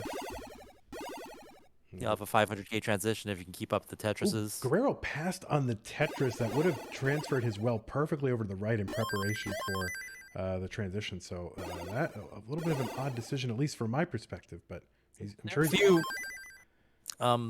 solves there that he had kind of open to him. He didn't take them, so what he's waiting for. Okay, boom, Tetris for Guerrero. All right, that's going to come down quick, so that's real good. What do I know, Chris? Not much. I think we've demonstrated. I got no complaints. Danny did nothing wrong. That's right. Thank you. 631 for Pokenerd, 813 for Daasiann. Yeah, we're getting deep into the post-19. Kill screen's coming. Daasiann with the lead. Up ahead by 3 Tetrises. Oh, Pokenerd's board's so scary enough. It's going to open it up and get that Tetris in column 3. Mm-hmm. And he's finally going to get set up on with a proper well for like almost the first time this round. Yeah, here's the problem. The Pokenerd is kind of ahead in lines over Daasiann, so he's a little bit further back. Line difference. Yep. Yeah, we could see double kill screen here. Actually, it's pretty inevitable at this point. Pokenerd being one level away and Daasiann maintaining the aggression, really just going all out. And he has to because the lead's been going, now is going back and forth. It's neck and neck score-wise. Pokenerd with less runway. 229 got to beat kill screen. Wow, that roll. Still getting clears that high. Holy cow. Clears, singles, and maintaining the lead. The Asian's going to hit kill screen in 2 lines now. Yeah. So can the Asian make the score he needs? He can't. He can't. And wow, it's those singles and doubles that Pokenerd got. And in the meantime, Jerpy has topped out, and Guerrero only needs 3,000 more. Boom! Tetris for Guerrero takes that round, and Jerpy topping out. Guerrero taking that round. So on both screens, just crazy outcomes. Yeah, Pokenerd singling and double into kill screen here and get a few just crucial singles and doubles and line clears. Right. And that was the difference between him and the definitely Asian. was. And he was making those line clears more than halfway up the screen. Yeah, just desperation clears. You know, a lot of players will just, oh, well, I give up, I top out, that's what I'm going to get. But no, I mean, anything you can scrap together at the end could be the difference. And I think, rolling really facilitated that. Guerrero's doing a little bit of mullining now, but I guess maybe once he knows that he's got the win there. Yeah, Guerrero, you are good if you didn't already know, but maybe he's just kind of feeling it right now, or there could be a little bit of a delay as well. That too, yeah. All right, so we saw a little Chris Forrest sighting there, so whoop. And Pokey, we need you to move your camera up to show your face. That's a good face worth showing. Love that Pokenerd smile. All right, they are ready down at the bottom. Guerrero up 2-1. Jerpy on the brink of elimination if he can't win this game here. So we'll go ahead and get them started. Pokenerd with a thumbs up. Will we still be able to see his feet, though? Yeah, the very important question here. I think so. At least one of them, Chris. So face or feet? We could run a poll. Yeah, that is it's a tough choice in life that you the CTWC foot cam. That's right. Life doesn't really always offer you easy options, It's like, hey Vince, do we have a CTWC OnlyFans? If not, we have content. Oh my god, too spicy there, Chris. Too spicy. Tone it down. All right, they are ready up top, so let's get them started. The CTWC OnlyFans starring Pokenerd and Tegenbeck. Oh my word. I quit. That's it. I am done. All right, we're going to get them started up top.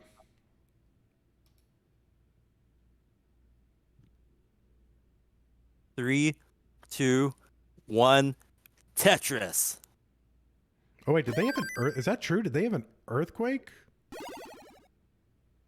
People are in chat are saying it was some kind of earthquake. Yeah, I'm not privy to that information, but I mean, if we... Well, I guess we will find out. We will get our crack CTWC news team 24/7 coverage of all Tetris-related news. They'll be on it. If anything, Game Scout will mention it in his eventual highlight reel, which I'm looking forward to. That's right. Well, it's amazing. Like the thing isn't even finished yet. We're already looking forward to the recap. So. Yep. I just hope we get it in a timely fashion, because not likely with the Game Scouts record here. So we'll see. Be 2023. My experience of the 2021 Classic Tetris World Championship. It's always worth waiting for, though. That's the thing. That's true. All right, up top we are underway. Pokenerd with a perfect game here through 20 lines and 94,000 for Daasiann. Down the bottom, 187 for Jerpy, 150 for Guerrero. Boom, Tetris for Daasiann. Neck and neck. And Guerrero with a dirty column 3. Gets it. Having to burn some triples there. He's going to lose pace. Jerpy with a 68,000 point lead, 237,000 to Guerrero's 169,000. And yeah, Jerpy needing to win this round to stay in the match, and since it's loser's bracket, to stay in the competition. Yeah, which, a lot of folks had Jerpy as kind of a dark horse tournament, kind of tournament winner. So exit this early, I think, would shock a lot of people. Yeah, it's just this bracket. So all of our brackets are so stacked. You hear the names and you're like, how they get eliminated, but it's just everybody's so strong, got so much potential. That's where we are in 2021 with Classic Tetris. Yeah, you bet. And when it comes down to it, this whole tournament structure is, not everyone can win. In fact, everyone except for one person is going to be the winner. So yeah, there's going to be a lot of shocking people that go out and say, how did that happen? Well, that's kind of how it's all set up, isn't it? Mm-hmm. And Pokenerd banging down a Tetris after just exercise and fitting things together with what you've got. High up there, and he's content to stay dirty. Now he's, the last round he was one row off of the floor, and now he's 2 rows off, and he's just keeping it. He's just rolling with it. He's not afraid of playing off the bottom of the field there. Daasiann way up there, needs a long bar desperately. And I don't think he's going to be able to get everything over to the left. He's not going to be able to survive that. And Poke's going to take that one and sweeps Daasiann. Oh, my word. Okay, so Pokenerd is in and Daasiann is out. That's winner's bracket. So of the winner's bracket. Yeah, so the winner's bracket. Yeah. You gotta let me finish, Chris. Okay, let me finish my sentence. Dramatic effect here. Well, you made it sound like he's like really out, and I'm like, well, not quite yet. So yes, Daasiann will be relegated down to the losers bracket, and Pokenerd will remain up in the top of the winners bracket and will face Dog playing Tetris coming up soon. And by the way, Google is telling me that there was a 6.1 magnitude earthquake 24 miles off the coast of Hawaii. See, Pokenerd, too many booms, and that's what happens. An earthquake in the Pacific Ocean. Holy moly.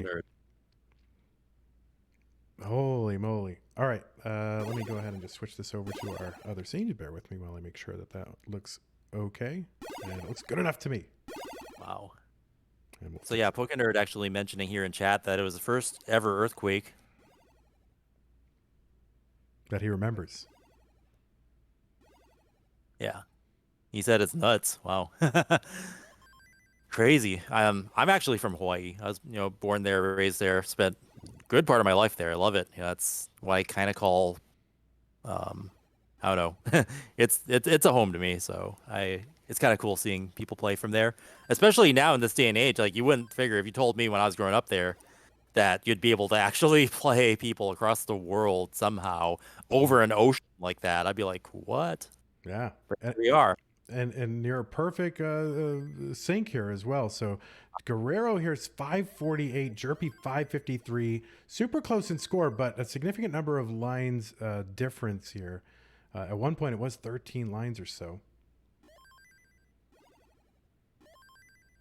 So it's kind of neck and neck, but also kind of not really. Yeah. Jerpy just a little more ahead. Well, now they're pretty close in lines. Guerrero's ahead a bit, but probably too close to call still. Boom, Tetris for Jerpy. And boom, Tetris for Guerrero. Jerpy's build looking a lot cleaner here than earlier. Guerrero building well too. Ready for Tetris? Boom, Tetris for Guerrero. Widening a lead. Yeah, so this is really close. This is probably neck and neck territory now with this line differential and the score difference. Guerrero kind of pretty high on the right side, gets that long bar over, but has he's double long bar dependent. So he's going to Bail on the right side. Barely got it in Clears on the there. left. And yeah, he needs to use those long bars to open up the channel again. But he gets in position to do some clears. Okay, he gets a long bar. Boom! Tetris Guerrero. And Jerpy's been able to catch up a bit. Jerpy's board not perfect either. Yeah, it's 818 for Guerrero, 791 for Jerpy. And Jerpy Super close. Guerrero taking the triple. Jerpy about a level behind Guerrero right now. Mm-hmm. He's got a little bit of more time. Kill screens are coming. Boom! Tetris for Guerrero. Guerrero just needs That's to key. He just needs to stay efficient and stay scoring, really. It's about all he can do. Yeah, there's a really good tuck by Guerrero to keep his board clear. Missed that placement with the T, and that's going to really slow him down quite a bit. Jerpy keeps scoring, is less than a Tetris behind, and has some lines in hand. Good burns by Guerrero under pressure. Guerrero's left so side. hard. Yeah, left side's inaccessible. And Guerrero's going to top out with a slight lead. That Tetris from Jerpy is going to do it. Jerpy. Yeah, he's going to do it. And yeah, we are going to a decider. And that sigh of relief from Jerpy. Well played by both. All right, yes, decider time indeed.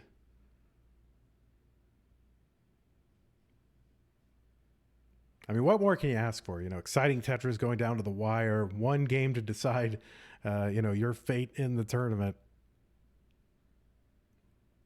I mean, that's exciting. Yeah, this is close matches, good matches. This is what we came here for, CTWC 2021. All right, we got a ready from Guerrero. We got Jerpy drinking out of some sort of animal mug there. And I guess Jerpy is facing pretty much straight ahead, so would Adam get really mad if I... Really. I mean, this is actually quite a nice symmetrical match. He's looking the wrong way. See, that's the problem. See? All right. All right, two readies. Here we go. We're going to get it started. All right. Oh, my word. Is that the right button? It is.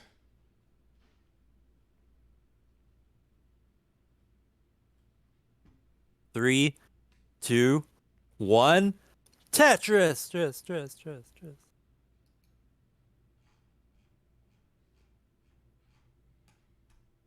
So yeah, one of our few deciders. We haven't had too many of these today. Yeah, we're making good time, and that is why. So when games kind of end not in deciders, you really run through these brackets. But I don't know. I want maximum Tetris. This is what I'm here for. It's one time a year. I don't mind, as much Tetris as I can get.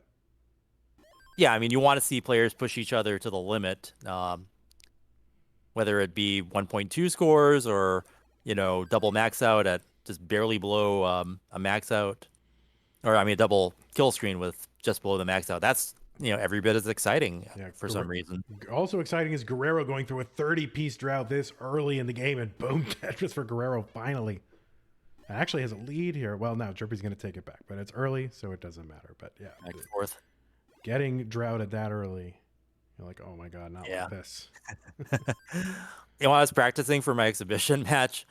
One of the first games I played, I had such a bad drought that it was like 50. It was like a 50-piece drought. So in order to find out how big the drought was, I had 0 long bars, and all I had to do is count up the stats from all the other pieces to find out what the drought was.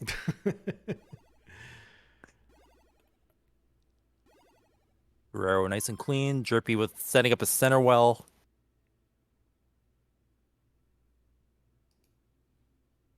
And boom, Tetris for Jerpy. Nice juicy center well. I love to see it. And another center well Tetris for Jerpy. Guerrero, boom Tetris.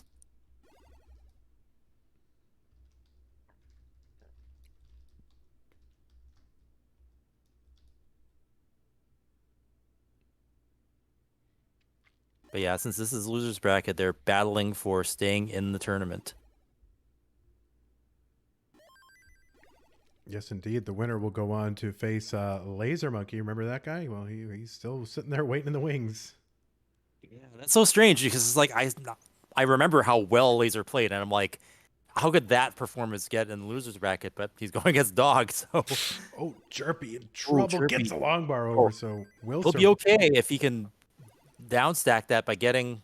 He's gonna have to get some long bars to do it. There's one. Yeah, double on the bottom will Double. really help take some pressure off that stack here. So now it's just about going to work and clearing this away. Mm-hmm. Oh, you can tell just from his face, he's really kind of in a For survival in so many ways. Looking like type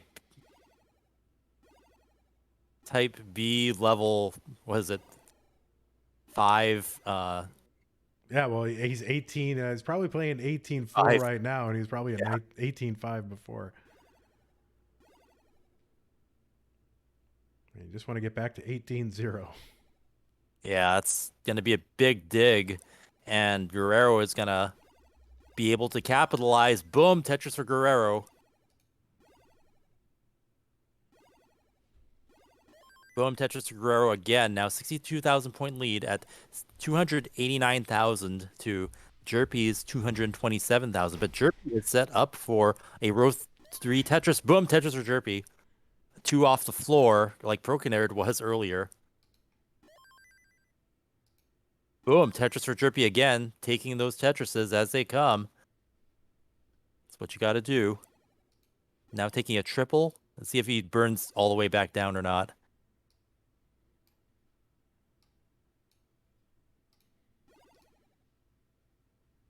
Okay, he's going to drill back down. Or he might go 1 row off, and he does. Boom, Tetris for Jerpy. So back by only half a Tetris right now, but Guerrero with a great-looking board set up, and bang, Tetris for Guerrero. So Jerpy still with some building up to do.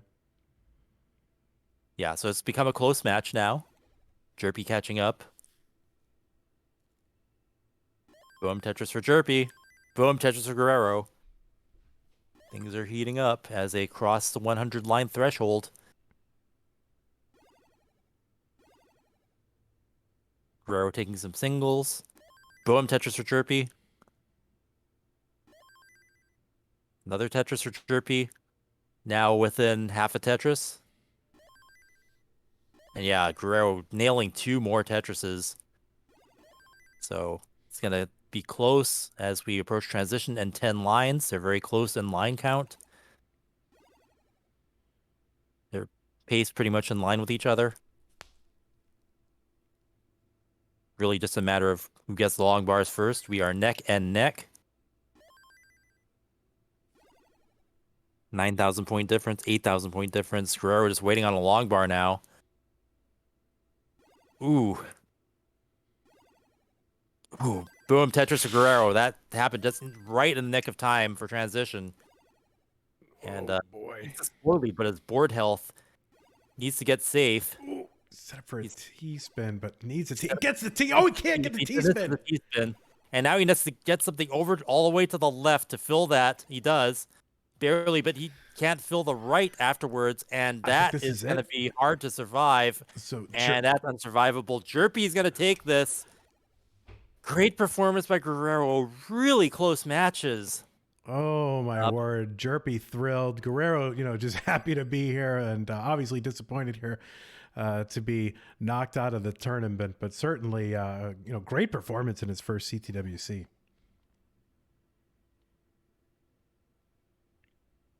Yeah. So GG's Guerrero, of course, thumbs up. I mean, this is what's great about our Tetris community is, obviously you want to do as best you can and get all the way through, but people genuinely happy for their opponents and rooting them on. Yeah. So, today I feel a contrast between today and yesterday. Today's matches, I'm really happy because I believe that all the matches we've seen today are players that got to play out their games. They got to show what they've got. They got to play deep and as far as they can against a good match, like an even match, right? Like someone who could play right up to where their potential is. So Yep, I agree.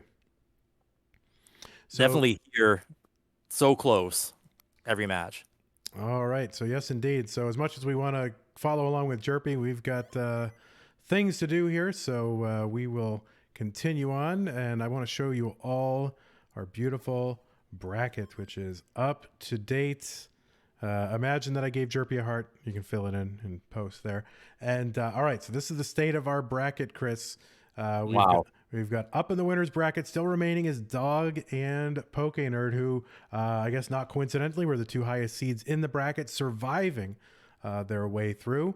So that's going to be quite a matchup between Dog and Pokenerd. But before we get to any of that, we still have some losers bracket matches to continue. We're going to take a break very shortly, and then we'll get into all that. It's going to be Daasiann versus DMJ and Lazer versus Jerpidude, which should be, that one's going to be fireworks as well. So we get to see the top of our bracket interact with the bottom of our bracket. So players that were playing with each other for the first half of our rounds, like, we haven't seen these matchups before, and having double elimination makes this possible, because if you weren't double elimination, you wouldn't really see that interaction, and you get to see more matchups if it were a single elimination, and that's really well thought out, I think, in our format. Yes, indeed. So we are, Chris, of course, we've seen some, as you mentioned, I think we've seen some great matchups here. Players have played their game. I think they've gone out with what they've got. They've left it all on the play field. And That's it. They left it all on the field, and no question, these are all excellent players, and you love to see it. Yeah, you bet. So so now it is going to be time for us to go on a break, Chris. So it's going to be a little bit of a break, and I want to let you all know that I think action is restarted up, or it'll be starting very soon. It's been less than 2 minutes on Classic Tetris 2, so if you aren't already tuned in, go tune in to Classic Tetris 2, and they will be continuing with their Group D matches. Yep, and I have no idea what's going on over there, so and they're not telling me, because I will probably spoil it if they tell me. So I'm deliberately just staying completely ignorant of what's going on over there, and that's for the best. So I can't wait to watch all the VODs on this. I'm looking forward to calling the rest of the matches here. We're going to go on break. Chris, I don't know, any other words before we go on break?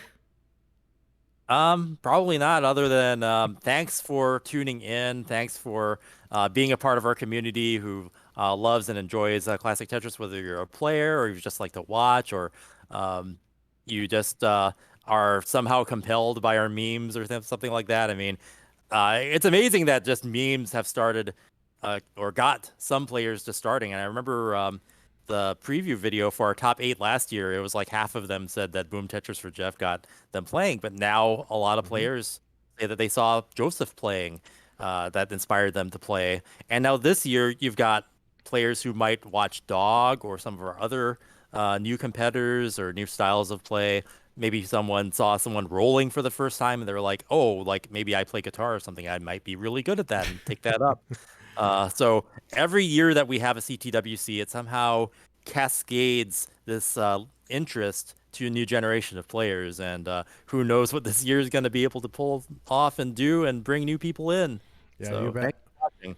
Awesome, Chris. All right, I will see you after the break. And yeah, thank you all for tuning in, and we will see you soon. Go to Classic Tetris 2. Go to Classic Tetris 2. Boom. Tetris for you. Tetris for everyone. Okay.